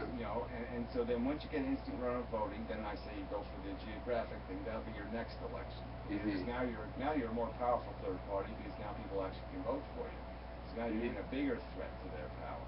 But I'm just saying, you just keep extorting for each one of the platforms. And so you never have to get elected. Okay? You don't have to win a single election. It's just the fact that you have the votes to extort them. And that's all politics is about. So like in the semantics, the issue is then because it's like a single party issue. I mean, a single issue organization rather. But it's not. It's going to go from issue to issue. That makes it more like a party, and yet you want to operate like a special. You want to operate like the ACLU, though. Right. I think all the disaffected could agree on instant runoff voting. If they understood it. Right. Well, I'm just saying. They could agree on the idea of having representation, right? So I think these are very populist ideas. Totally, so I think me and a libertarian could agree that this is a necessary reform. Yeah. Okay? Now, the minute I start doing my progressive thing, he goes his own way, I go my own way.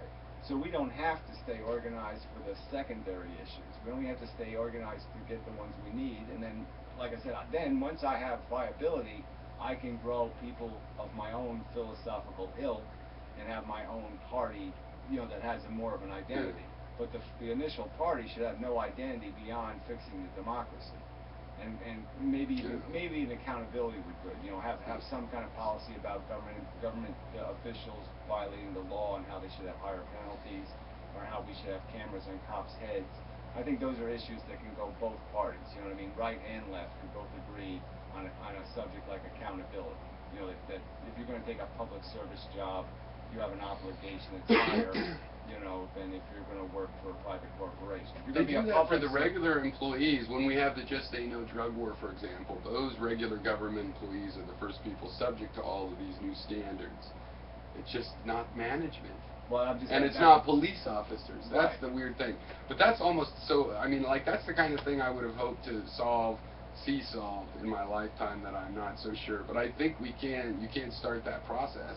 And I actually think having a way to do this public dialogue where people can get pinned down to their words is the first, for like a 0th step, because that way, at least if we're arguing things like IRV, and then that doesn't happen for a few years because we've argued it out, there's a record. Here's the arguments, and when people are finally, it's part of what they find when they're searching. When somebody hears about it and searching, they see an argument at this level of humans versus humans. And again, any media, but I kind of agree that the video media is sort of, there's a,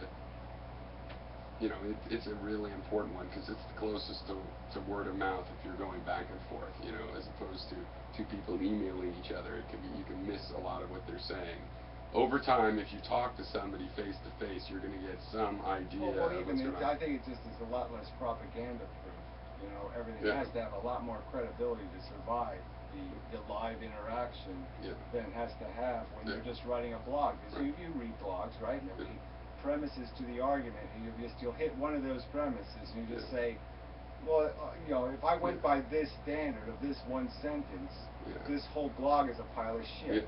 Well, see, I think you can solve that by being able to respond and notate. But there's another thing: if you have too much of a chance to edit really well, you can't hardly edit something and look like it was live. You know what I mean? If you polish your video, it looks polished. I know, but the point is they never fix it. They're never obligated to Yeah, correct no. it. So my But it's point, the same problem we have. Well, I know, but Because my argument there's no is, tool to pinpoint right, that. exactly. So that's why you need like a Wikipedia that sets up these two pro and con pages and obliges the people who are defending those pages to edit them. There's a page like that, and it allows you to do points and counterpoints and all this stuff, but it's got all the pieces, but it just doesn't click as... What you want to do really is be able to browse and do simple things like, stupid things like thumb up and thumb down, but make that mean something, because if the tool is too... This site basically used standard, like what an argument is, according to people that are very careful about how arguments are supposed to work. And it ends up being a lot of work to put your argument in that form. So part of my idea with a bunch of us have been talking about is that there's people already that like to debate, and there's people that like to watch it.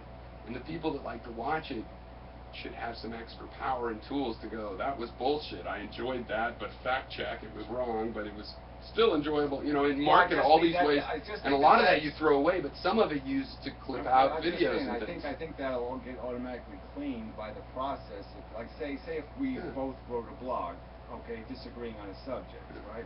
So we made our propaganda statement as best as we could, okay? Made an eloquent statement for something, you made an eloquent statement against it. Now what if the video makers or the editorial people just were totally focused on just ragging, tearing it down? Now, if then obviously it's going to look bad if you don't correct for what they tore down. So that's my argument. Is just as long as you keep everything kind of, you can almost have the two individuals. Like me and you might not ever interact, but all I interact with is the people defending your position, and all you interact with is the people defending my position. Right. So you just take out all this noise and bullshit, and then I'm obligated not to look like an ass. So if some guy makes a good point in defense of yours against mine, I'm going to have to fix it. Yeah.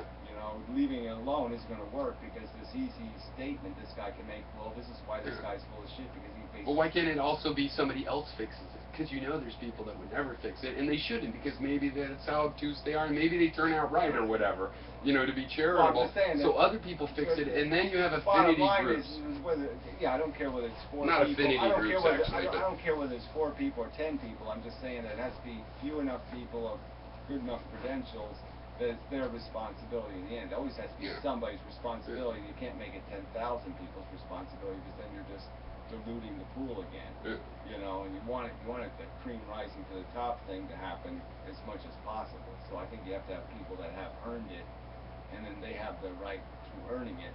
They have the discretion about what gets changed and what doesn't get changed. Well, I wonder if you'll get this. So, because you program. So the software model I'm using is kind of, imagine that I do all of that work.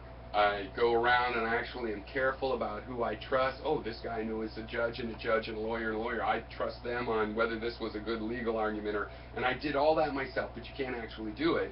And so the software actually, that's where, friend and other associations, where friend's just the word, like you mark your association. Maybe you disagree with them, but they are a lawyer, so to take their legal opinion seriously. You can't do all of that time, so you trust other people that have made those trust judgments and those trust judgments. And then with the statistics, you can get, kind of cluster mechanics of the view of a trusted community.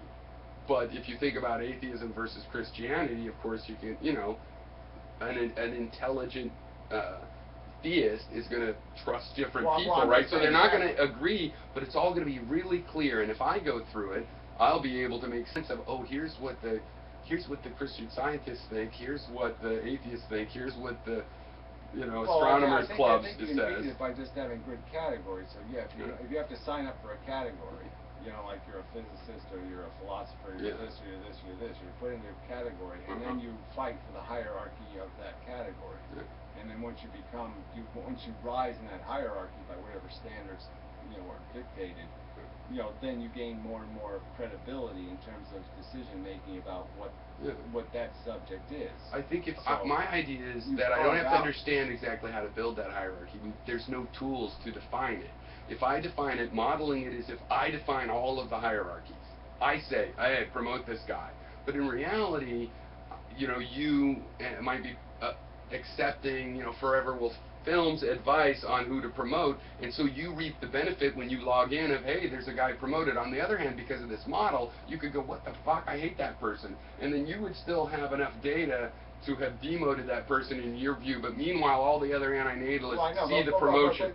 You know what I mean? We've had that conversation before. It's like the rating system on YouTube would actually mean something if you only had 5 pluses and 5 negatives to give away a month. Right. Okay? Slashdot does this. I don't know if you remember. We have talked about it. Yeah. So Slashdot started that way, where you just randomly get 5 moderation points every once in a while based on their algorithm and based on you not having been marked an idiot too many times.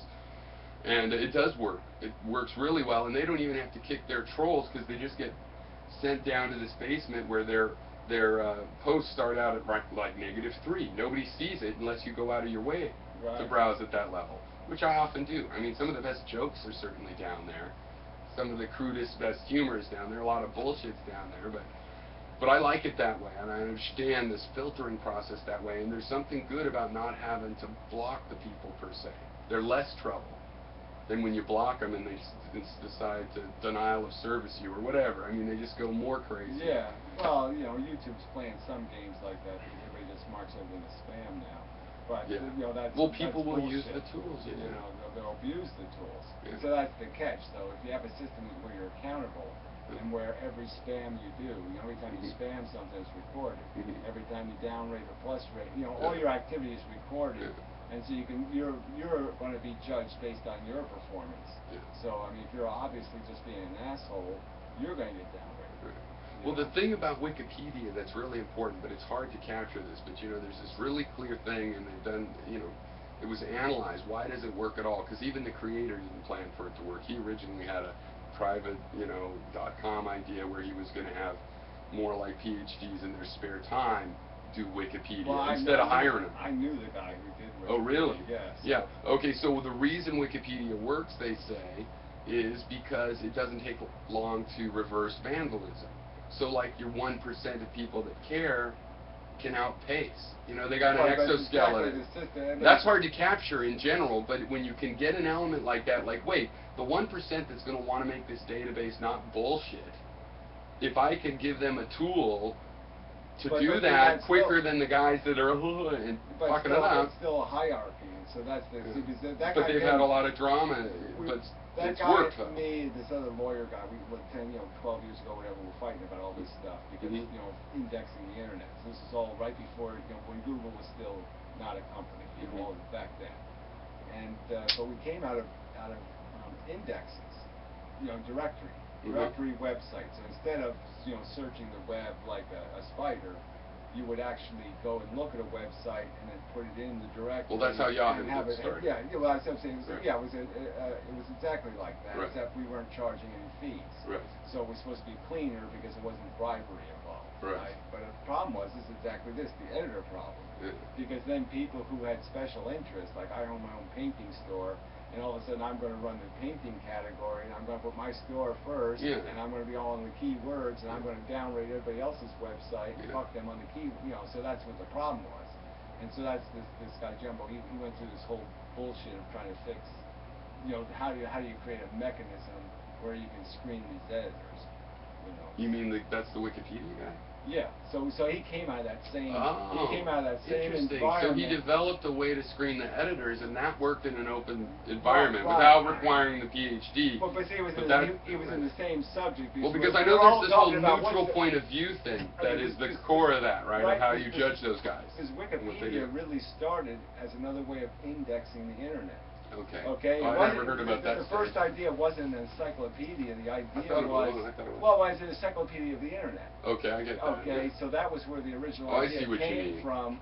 Was that you would have an encyclopedia of the internet. Like at the bottom of the Wikipedia page where it says, here's the pages that talk about this, that we believe in. Right, well, I'm just saying, so that's how it, you know, he came out of the same environment, and we were all, you know, doing this debate about, like, how much of the content should be dictated merely by algorithms, and how much of it needs a human to make a judgment about whether this is spam or this isn't spam or this is bullshit. And so, you know, this whole idea of rating the content and what content comes up on the first page of a search result and all that discussion. Well, and it's moderators versus community, too. Because moderators never scale very well. So with Wikipedia, you have the community feeding the moderator system, and so there's a, the bigger the community of readers, the more people have wanted to edit.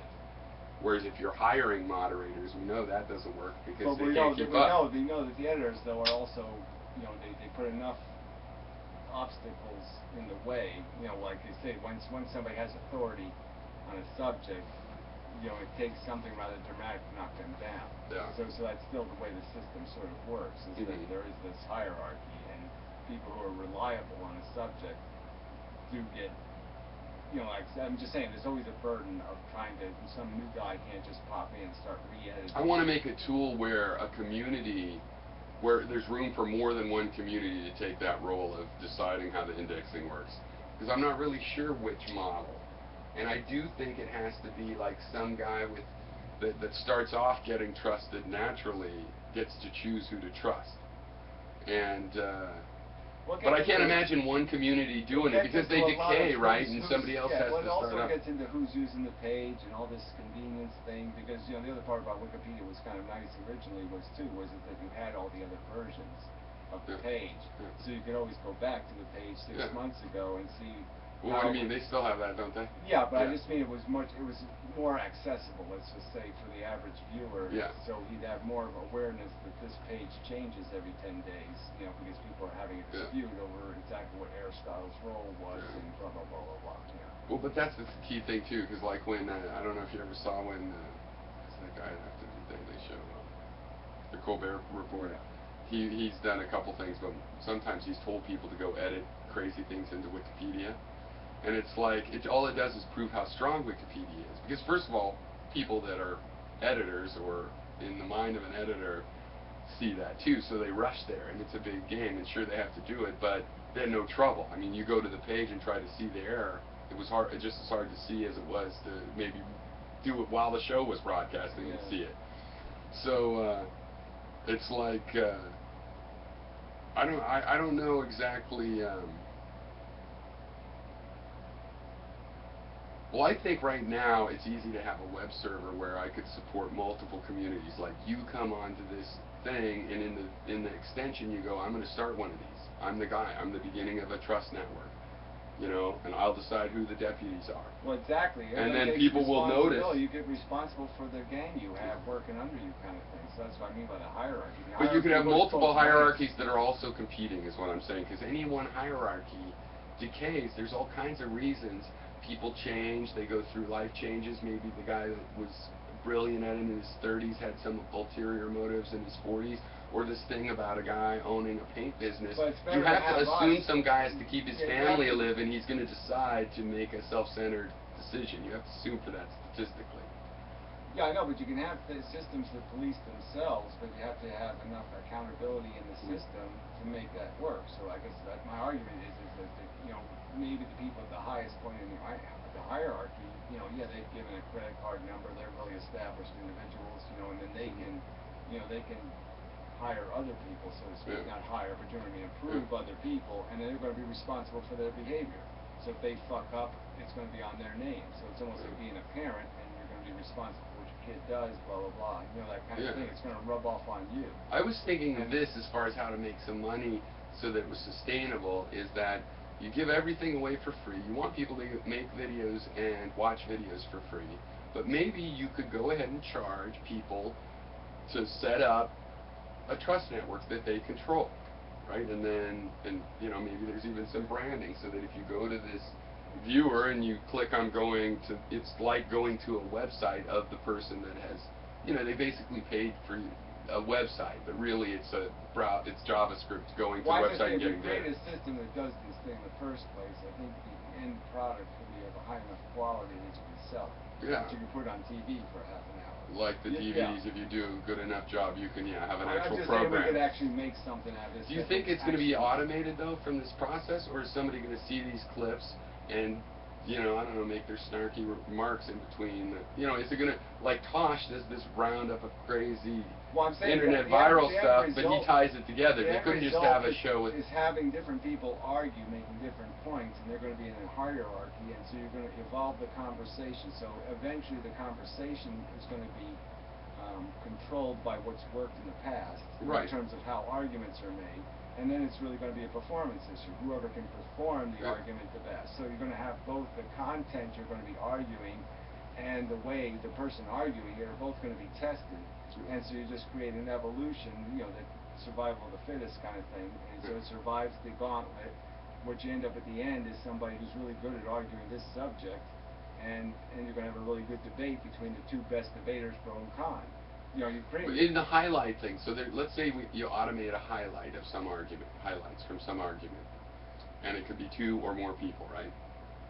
Is that, you see that as being just generated and goes straight up, or does a human have to look at it and decide, well, no, not this clip, or I will say something to explain well, the following clip? I don't know if we got enough software capacity to judge the quality of video, so I just don't know if that would work. Well, you'd be having the quality of videos. The automated process is just judged by viewers. Like, let's say there's thumbs up and thumbs down, but it's not just thumbs up. It says, you know, intelligent or honest or whatever the keywords are, and and then you take that, use that to make clips, to get clips that people like. You know, you're basically just watching spikes.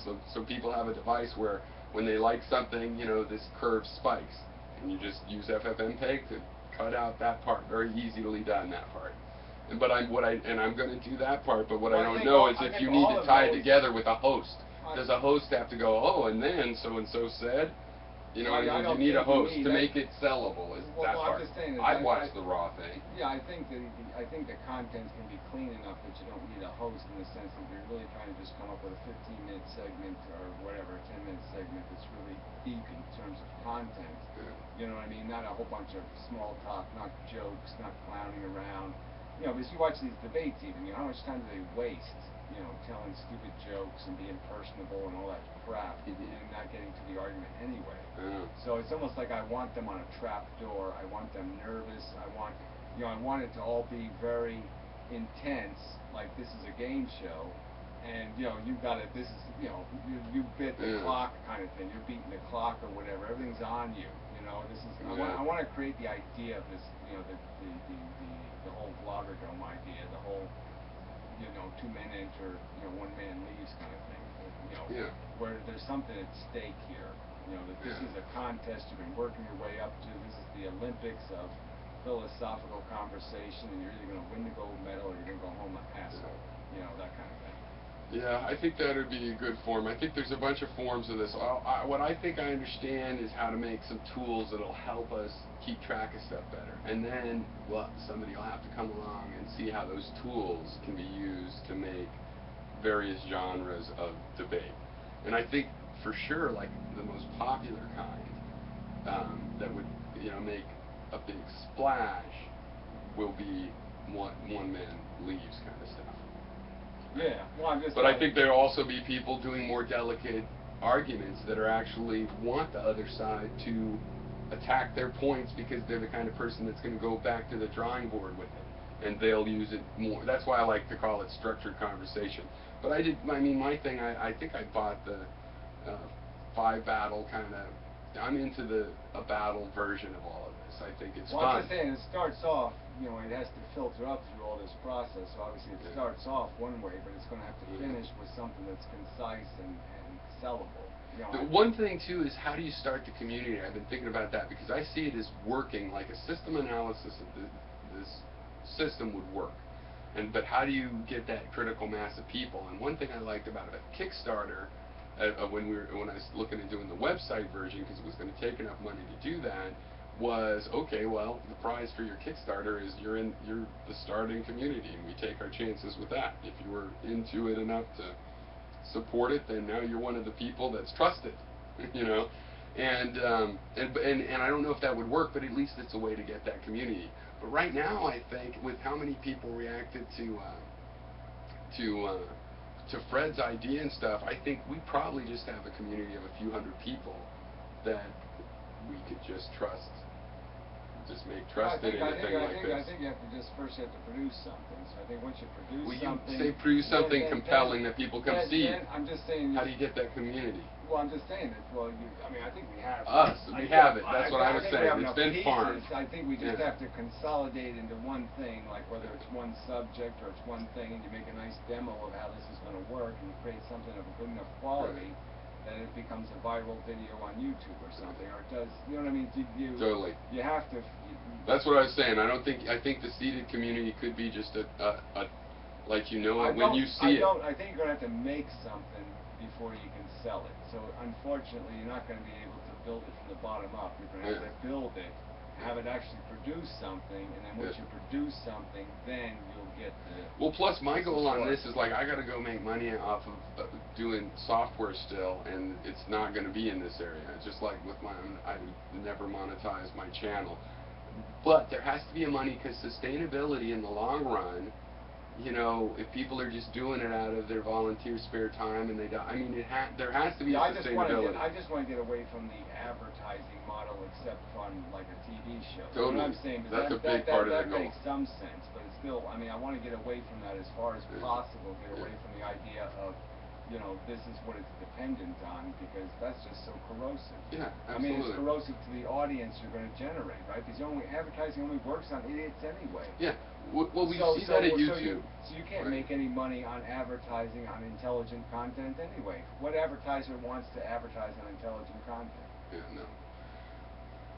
So, yeah, I agree with that. I think we need this tool, and one reason is, I just enjoy doing it. So if I make tools that make it more fun to do, then I can't lose. But then again, I could focus too much on like a tool, like writing my own spider, and then that's not quite enough. I need a tool that other people want to use too, so that there's a community of people using this tool. And then I agree. I think the ability for that to be sustainable and pay for its own servers, and start a server that has hundreds of gigabytes, because it's like, no, that's what we do. We save this stuff, forever.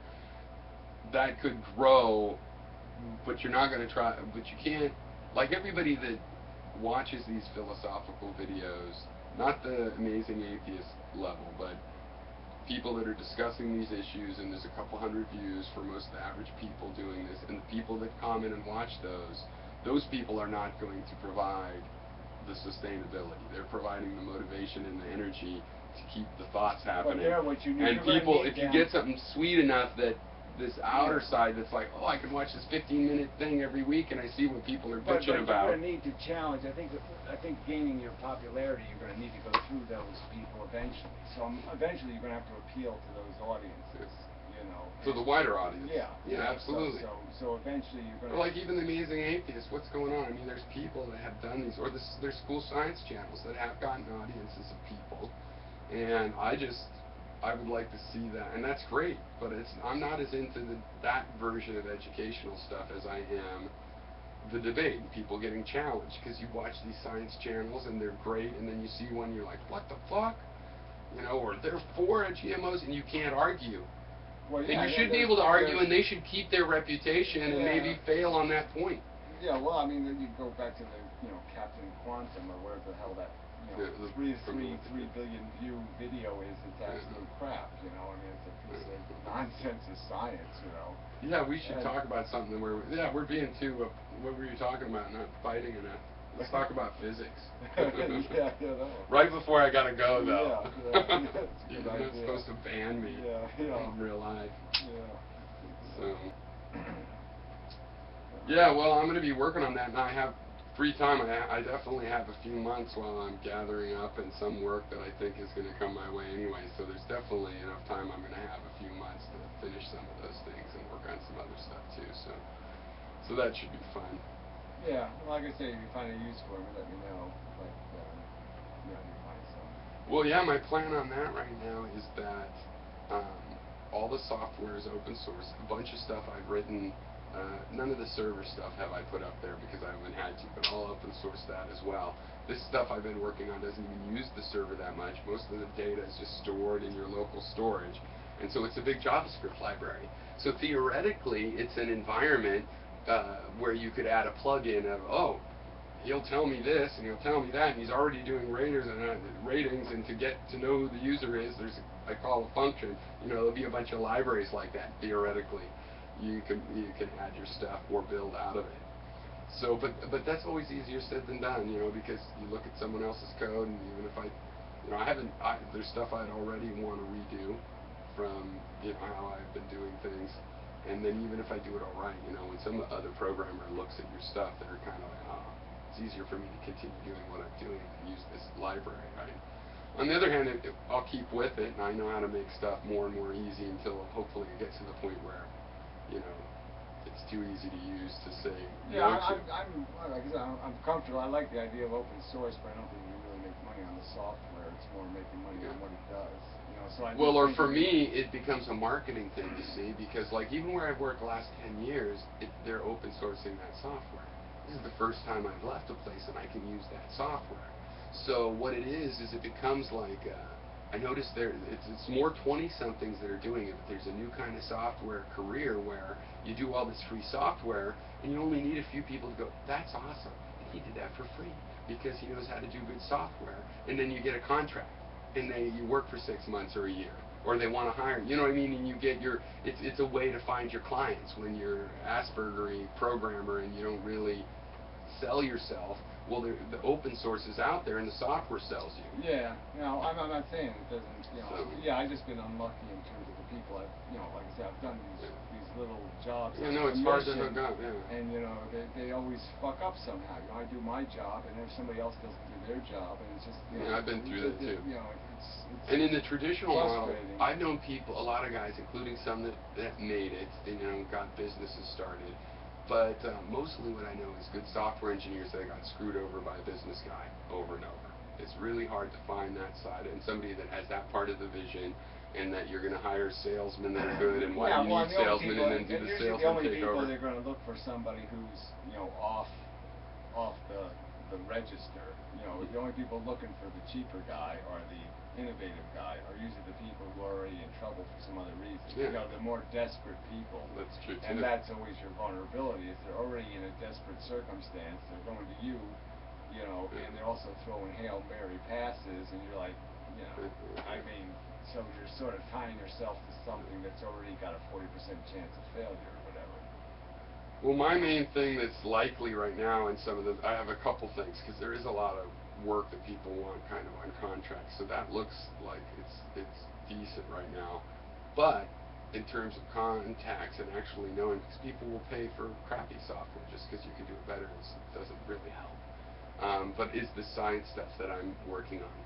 They don't really, I was working for an observatory, and they don't really want to make their own software anymore. They spend a tremendous amount of money doing it, and they don't manage software engineers really good. And there's no independent companies that help them make pipelines, which is what I was doing, data processing pipelines for them. And so they're supposed to want that, and then that would be a potentially, they just share the cost. You work for 4 or 5 observatories, and it's good that it's open source because they all benefit. And so they get a year's worth of work. It's just that some other observatory is paying you to do something. It's just getting yourself in some door, because just think of all these government like I said, the government's really stupid. These school systems and the rest of it. And all you do is get lucky enough to get one of these stupid contracts, and you almost don't even have to show up to make your money because you're all so ignorant. They say, oh, you made the computer turn on? How did you do that?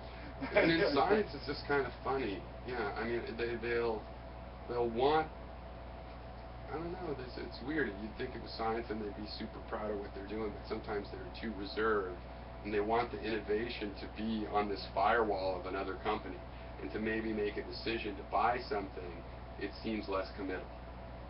But it's weird because if you build it ahead of time, of course, you can charge whatever you want for it. Well, it just seems like there's so many rackets. They all hire these general contractors who subcontract all the work anyway. You know what I'm saying? And they pay these huge prices for something. It's like even a town here is still paying a company to do its website.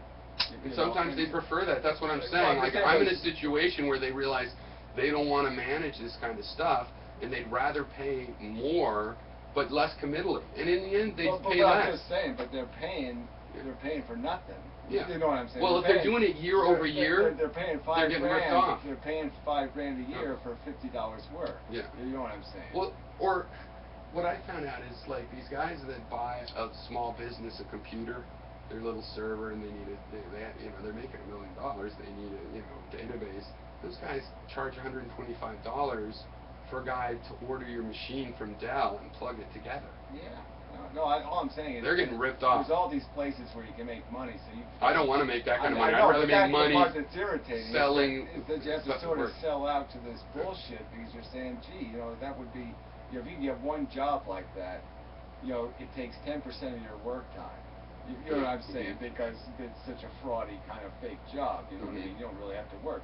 So you have 90% of your work time to work on your projects. You know what I'm saying? And this one finances it. You know, and that's all you need is one of those stinking little cruddy, you know, stupid jobs.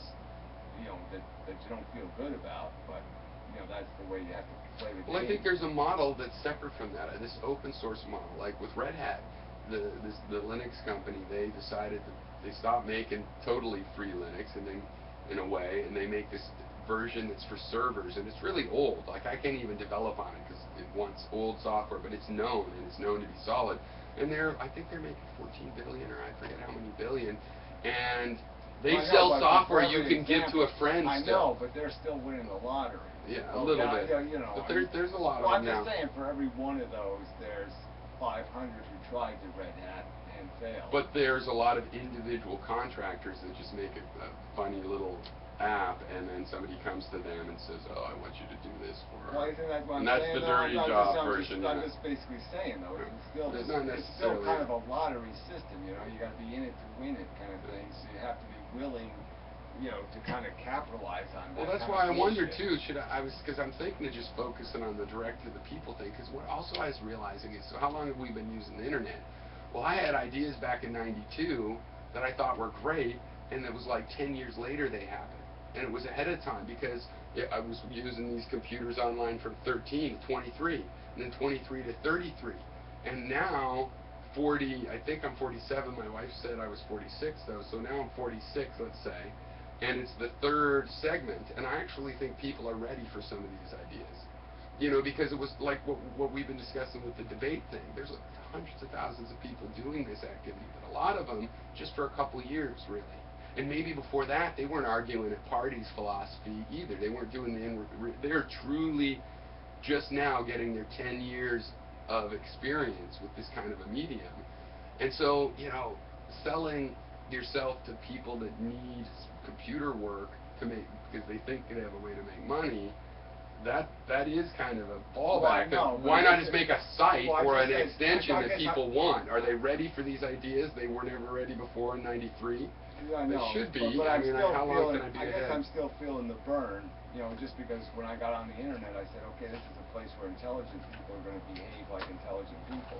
Oh, that was naive. And that was really dumb of me, you know, because, yeah, it's a rat hole, you know, it turned into. And that wasn't my expectation, to know that the medium was going to become this shystery, you know, you can make more money selling ads than you can selling, you know, making an actual platform that works. Yeah. You know, and it's that kind of thing that's, you know, so I'm just saying, I would love to be able to just to say, okay, I'll be gullible again, you know, but there's a part of me that's saying, okay, you've been believing in this for years, and every time you look at it, it gets worse instead of better. You know, the atmosphere gets harder, not easier. But see, that's the thing, because I went for 10 years and I stopped developing for Windows, right? And it really, there is a community that's more trustworthy still in the Linux community. And there's shysters in it, and there's young kids that turn out, you know, that cause drama and all kinds of funny stuff. But it's definitely, there's room there for possibly to have some faith again that people are wanting to build stuff that works together to do something, not just a way to shove more ads at you. Well, but I'm not really ready to be naive either. But I do think there's a new golden age of this kind of that stuff's new again. Like I said, I'm just when you look at the face of it and you say, you know, I would have never anticipated a Google, Facebook, Twitter. You know, I would have never figured that's where the internet was going to go. You know, into all this. I thought Twitter specifically. I thought, yeah, that's not going to win anywhere. Yeah, I mean, it's just gotten so tacky and superficial, and but you see how the depth has Facebook gotten worked, thinner right? and thinner, you know, it's Yeah. just getting more and more just like a really bad cable network. I think the Facebook is an interesting example of the whole process, though, because it's like what happens is first there's the net. You can what I think it's Finger or something where people would just have an info file in their home directory and you could see what it said, and that was kind of like a blog.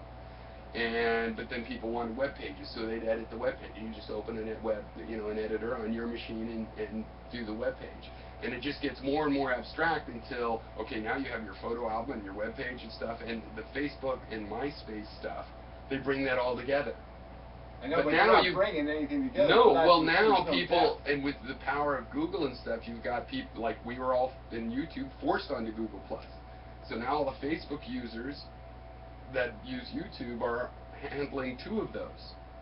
And I think that there's always a next step of some site that manages all of them for you. But I don't think it's going to be a website. I think it's going to be a JavaScript application running in your browser. That's what they said back in the 90s, how it was supposed to be from the beginning with Java. But they never did that until now. Now, why have a Facebook? Why don't you just have a program in your browser that does the Facebook and lets you have your photos at Flickr and your videos at Vimeo or YouTube or wherever, and people could still go to one site, but they're just opening a program that accesses your data and your videos are here, and it does all of the complicated part of making it look like one, face page or whatever you call it, And I'm pretty sure that's what Google's going for, because like the Google apps have become extensions. Pretty sure that's why they did Chrome. Remember when there was the browser wars? I think they're getting ready for there to be a kind of browser war where it's actually the applications in the browser compete for that space. I mean, I think if I was a good enough programmer, I'd just take the source code for Mozilla and make my own browser that had all these tools built in. Yeah. And I would really start modifying. You almost don't need to, because with the JavaScript stuff, you basically have that Mozilla as your. I guess I'd just make it something that could be controllable, not that other people could manipulate. Right. There's the downside to open source is that somebody takes your open source code and makes tower ads out of it and makes uses it for malicious purposes. Yeah. So in some sense, you sometimes want to keep some code where people can't hack it, or can't use it because they're just going to use it for malicious purposes. Well, it was easy to decide to go open sourcing it more. Well, I mean, I have officially been working on open source, but we're just now open sourcing it. But with the JavaScript stuff, because there's things to hype your JavaScript, but it's all pointless. People can get it, so why force people to hack it? Why not just say, look, I send it to your browser. It's like a book. Now you can read it. The source code is what I actually sent you. Yeah, no, I was just, as I was saying, I would maybe start messing with some software that's deeper, in the chain, so wouldn't be as easy to modify. Somebody has to go all the way to the browser code. Well, I'm going to look at that. I have a bunch of open source stuff that I'm going to set up on my machine that I'm going to buy to have a build farm, including a couple open source games and just some fun things, because it's not that hard to once you get them building on your own machine, it starts to get easy to go in there and tinker with it. And if you break, you go, okay, back that out.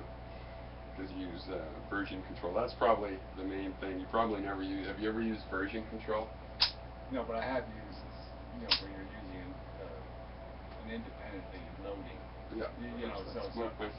So every time you load it, it's a new version. But can you get to the old versions?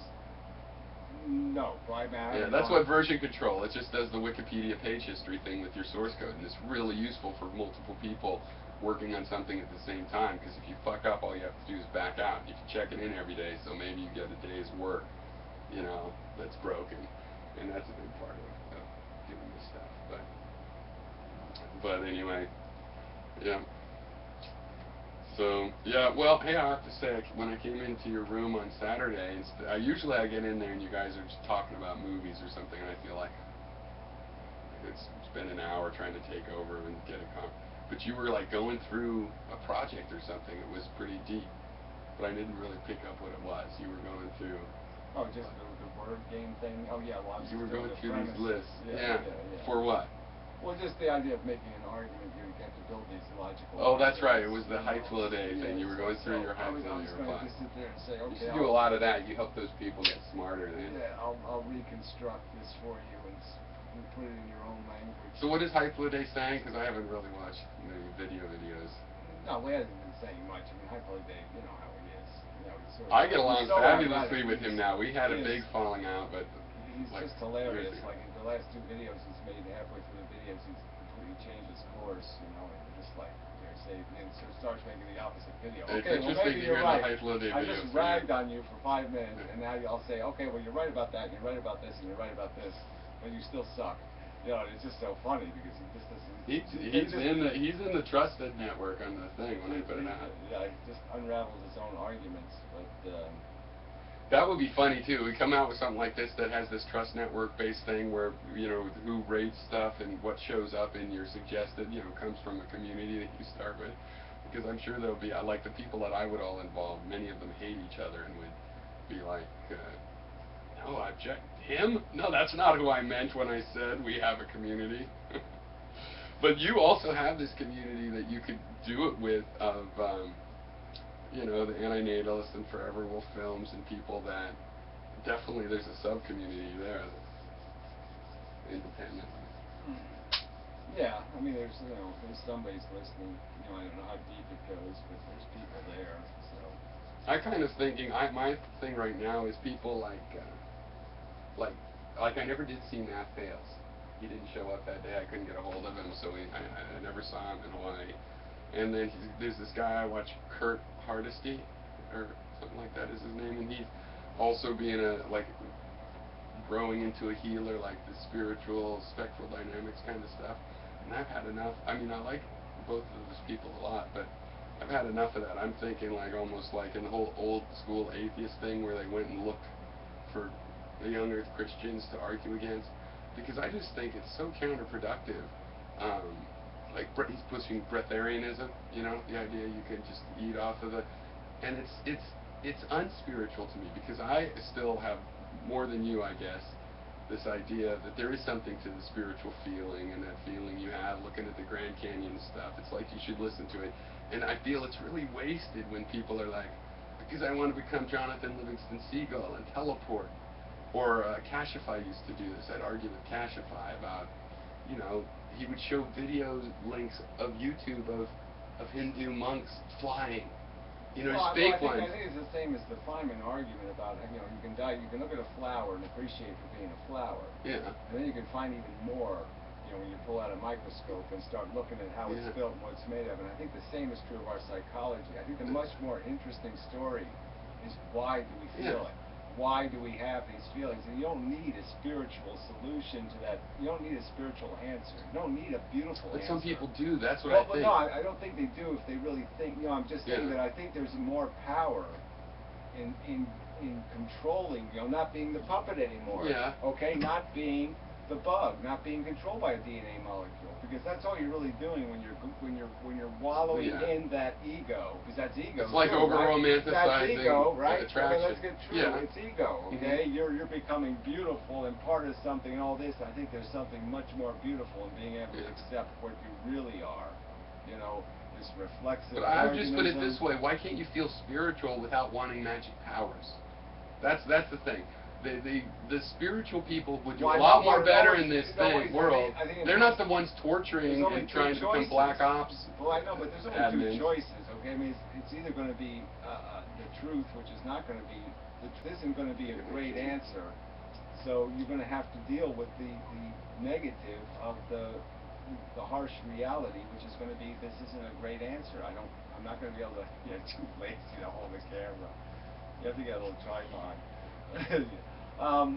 But you're not going to get the truth, and I think the word truth should mean something, you know, even no matter what it feels like. But I'm just saying that I think there's a real power in recognizing that I can control it, because I'll know what it really is. And if you keep making it magical, you'll never control it. You can't control magic. Exactly. You know? Well, that's the thing. I was reading Jonathan Livingston Seagull again, and the first chapter is all about he's learning aerodynamics. And he's controlling his body, and his spiritual journey is entirely by learning physics. There's not magic in it. It's like, hey, I could pull him, and then they're shaped more like a falcon. I dive faster and stuff. And you can control the universe more if you accept reality and physics instead of going. And then at one point, I got so good at skateboarding, I teleported somewhere. Well, it's like Scientology, right? There's a lot of, you know, will to power in Scientology.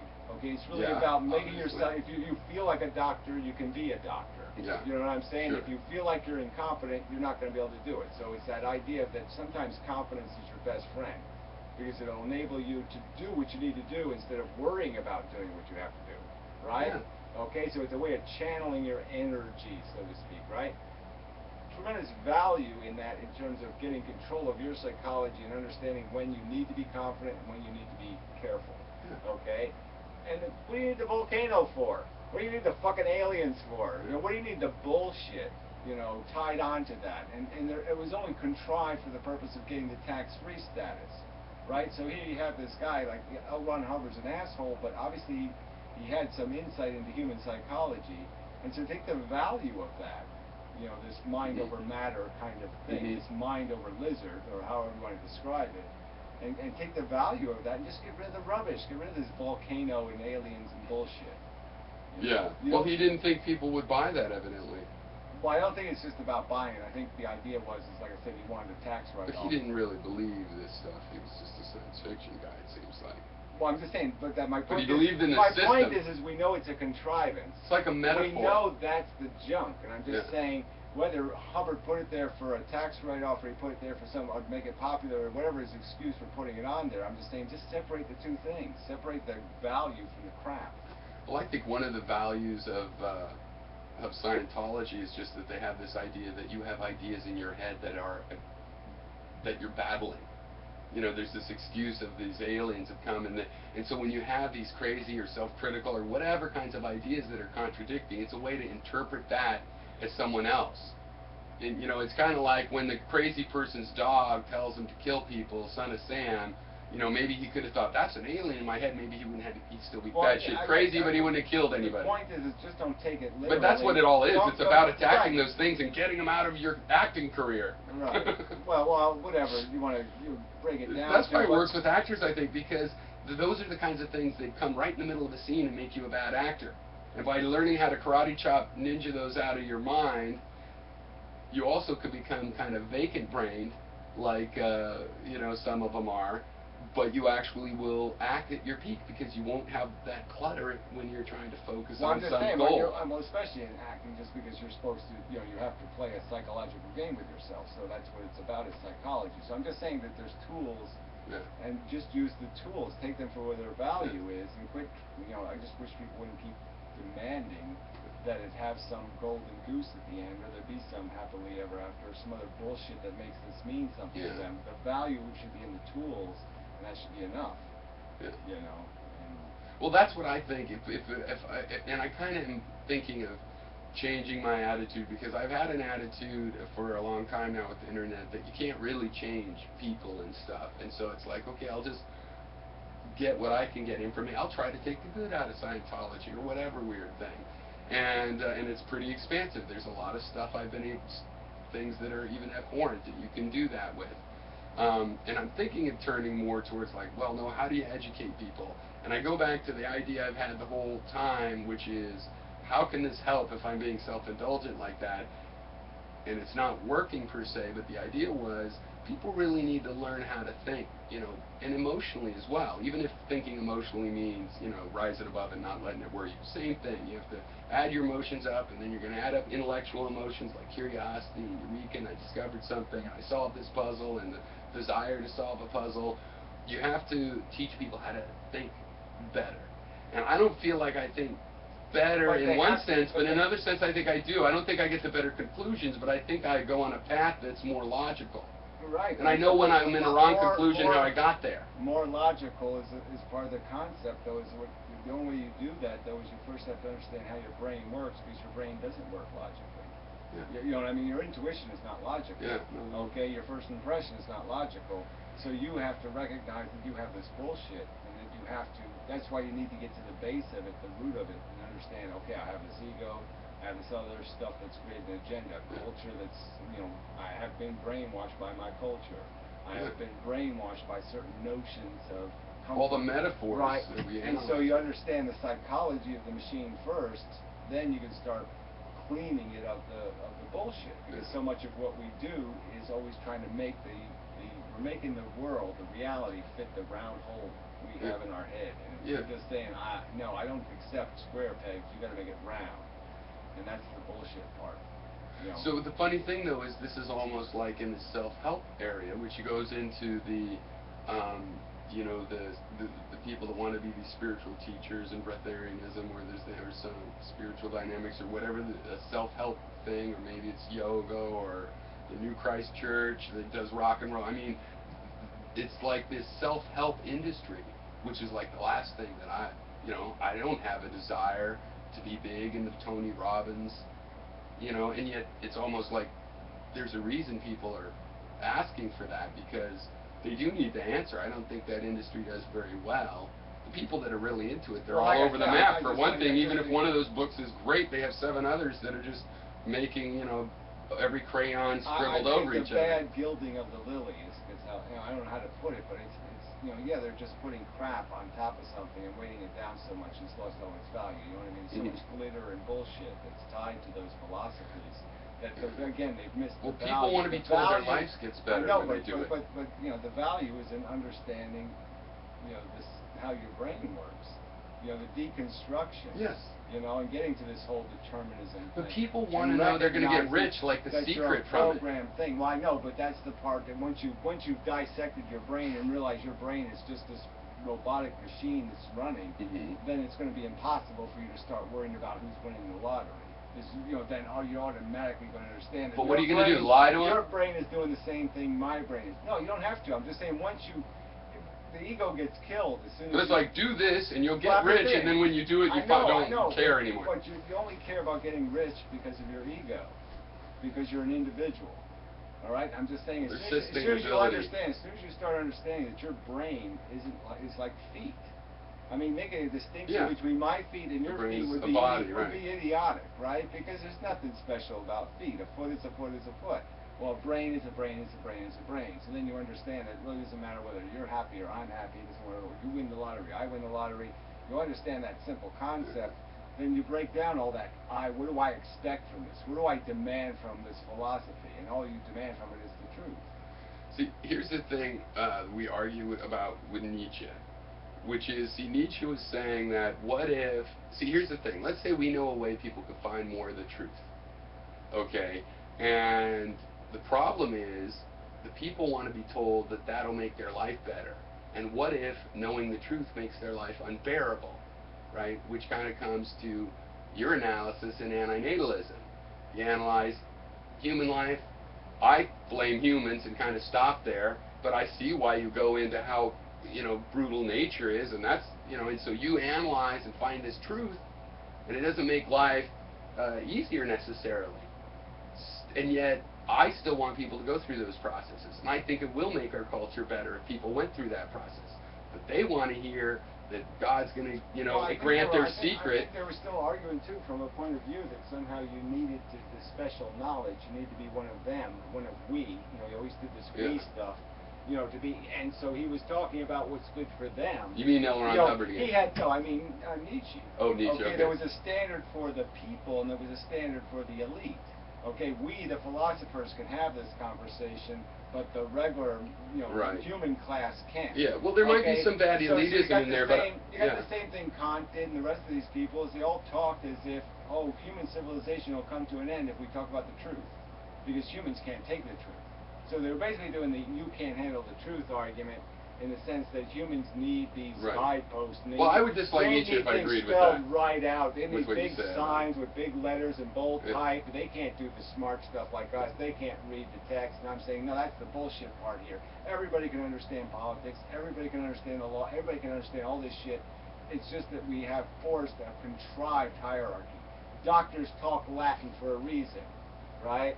Yeah. You know what I'm saying? Yes. Okay, all these But I don't think Nietzsche's that kind of elitist, because one, he felt elitist, he exercised his elitism over the other philosophers, and he didn't say they couldn't answer the problems. Often he would praise them in this and that he thought they had right in their style or whatever.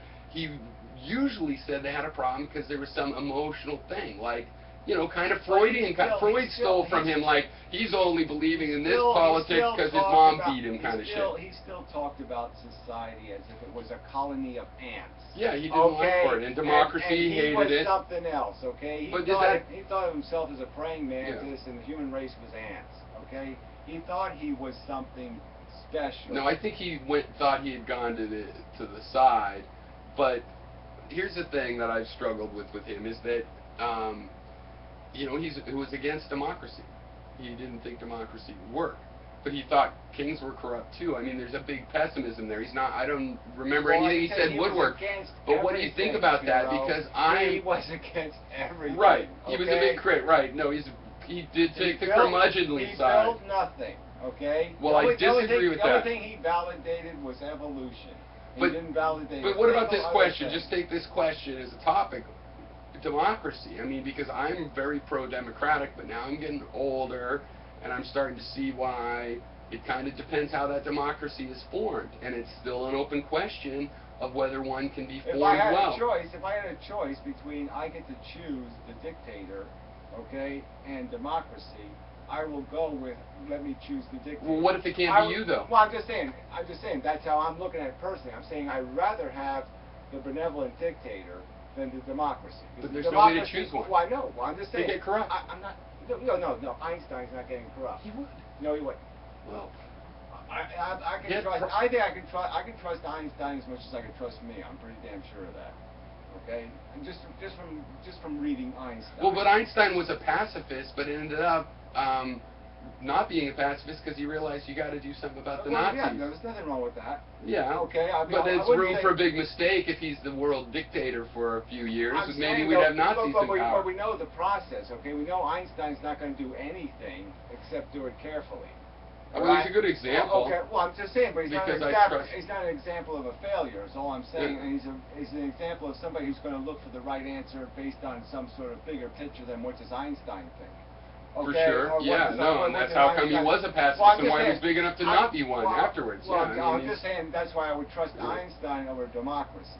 If Right. I had to choose between the two, I'd say I go with Einstein before I go with a democracy, because a democracy is automatic dilution, right? You're automatically diluting the judgment with the idiots. But the okay? only way we've ever really done that organically is the guy with the big army put himself Well, in I'm place. just saying, quite obviously. So what's the system I'm to- just saying, obviously, I can't have it the way I would want it. Yeah. I'm just saying, if I had the God power and I could just choose the Einstein, I'd rather choose the Einstein.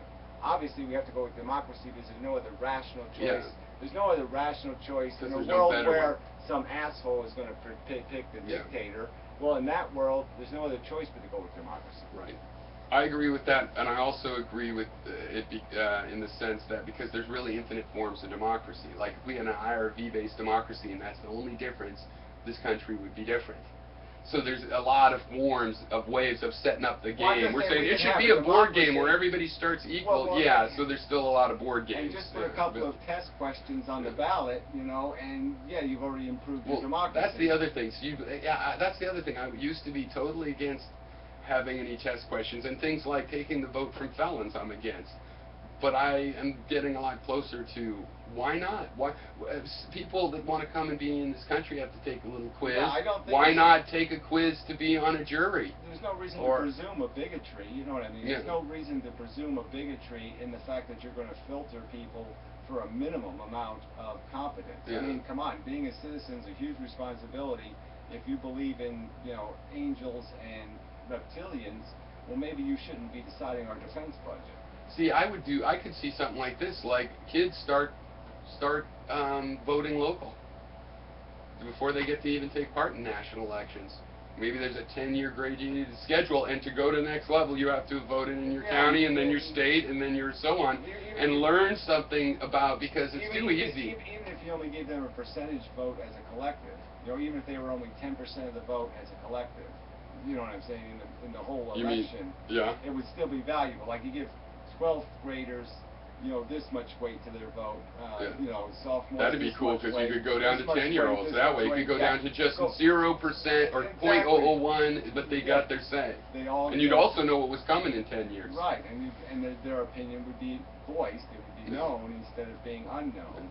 Part of what I have up against national and even international politics is that it's such a celebrity thing. And with the the blogging, and I was doing the blogging a lot for years when it got big. You know, it's all about this celebrity, and so it's so easy to not really make a decision and think you're politically informed. And I used to see the judgment between if people knew any international or what was going on internationally, but then I realized, holy fuck, I know way too much about all of these failed Ron Paul types or Jerry Brown, people I've liked and stuff, than I did about who has been the mayor of my town spending $300 million a year the last 10 years. And so I could see that as a way to have a farm system, but I also could see a lot more competency tests. I mean, I think totally judgment-free democracy is maybe just a good first experiment. And after that, we're going to have judgment. I think once you franchise people, okay, once you give people the realization they're going to have a definite congressman, and it's going to be somebody they voted for. The geographic okay? part. Well, I'm just saying, they voted for this guy. Yeah. Okay, he's going to know their name. Yeah. Okay, your name is going to be on his list in Congress. Okay, this is your guy. Okay, it's not some guy you didn't want to get elected. Right, they have some guy you constituencies. actually voted for. Right, they still have a constituency. I think you bring back 25% of the voters. Okay, and people will be interested. Yeah. If they know there's not a feudal system, they'll be interested. Yeah. And well, for one, because they could feudal. follow it. This is a feudal system, right? I mean, you don't have a choice in these elections. You got shit for choice, and that's the truth. You got shit or crap. And in a system where you got to choose between shit and crap, I mean, if you're just choosing whether you got Hitler or Mussolini coming at you, who wants to be in that game? Yeah, no, it makes perfect okay, sense to so say, like the Carlin thing of I can't vote. Once you vote. make this stuff mean something, where you know you're actually changing who's in Congress, you know, once people have that power, then they're going to want to know more. Yeah. Yeah, it's hard to figure out how to, I mean, because we've been through it with the IRV thing, and it's very hard to try to communicate that to people and why it's interesting and worth signing petitions or well, anything. Well, it is, but I'm gonna, like I said, I just made 2 videos on it, so I'm gonna start making this a weekly thing. You know, you are gonna do that again? Yeah, good. Yeah, because it's bullshit. This is we gotta fix this thing, and there's too many people. What time is it? It's really late. It's like tomorrow. It's 7:30. Oh, good. My wife was like, 6:30. Oh, it's only 6:30. Okay. So I should go get I'm gonna go get my phone, which I can film with too. Yeah. But we have to get a picture of you and me together on my phone. I'm not going yet. I'm just going out to my car. Here, I got a flashlight.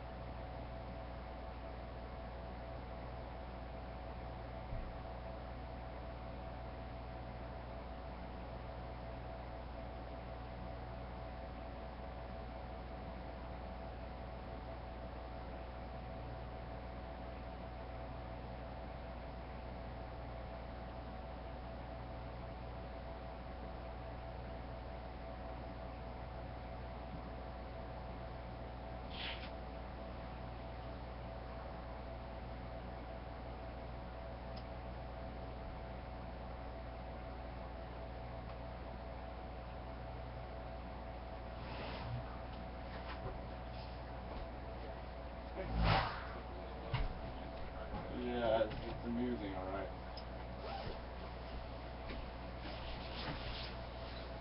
So are the cameras all on? Are we going to be on the whole time? How am I going to tell you about the secret plot?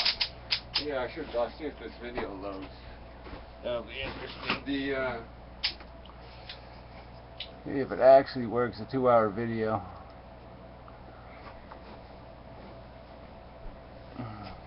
See if YouTube blows up or something. A big part of what I've been through is, and again, it's the getting older thing.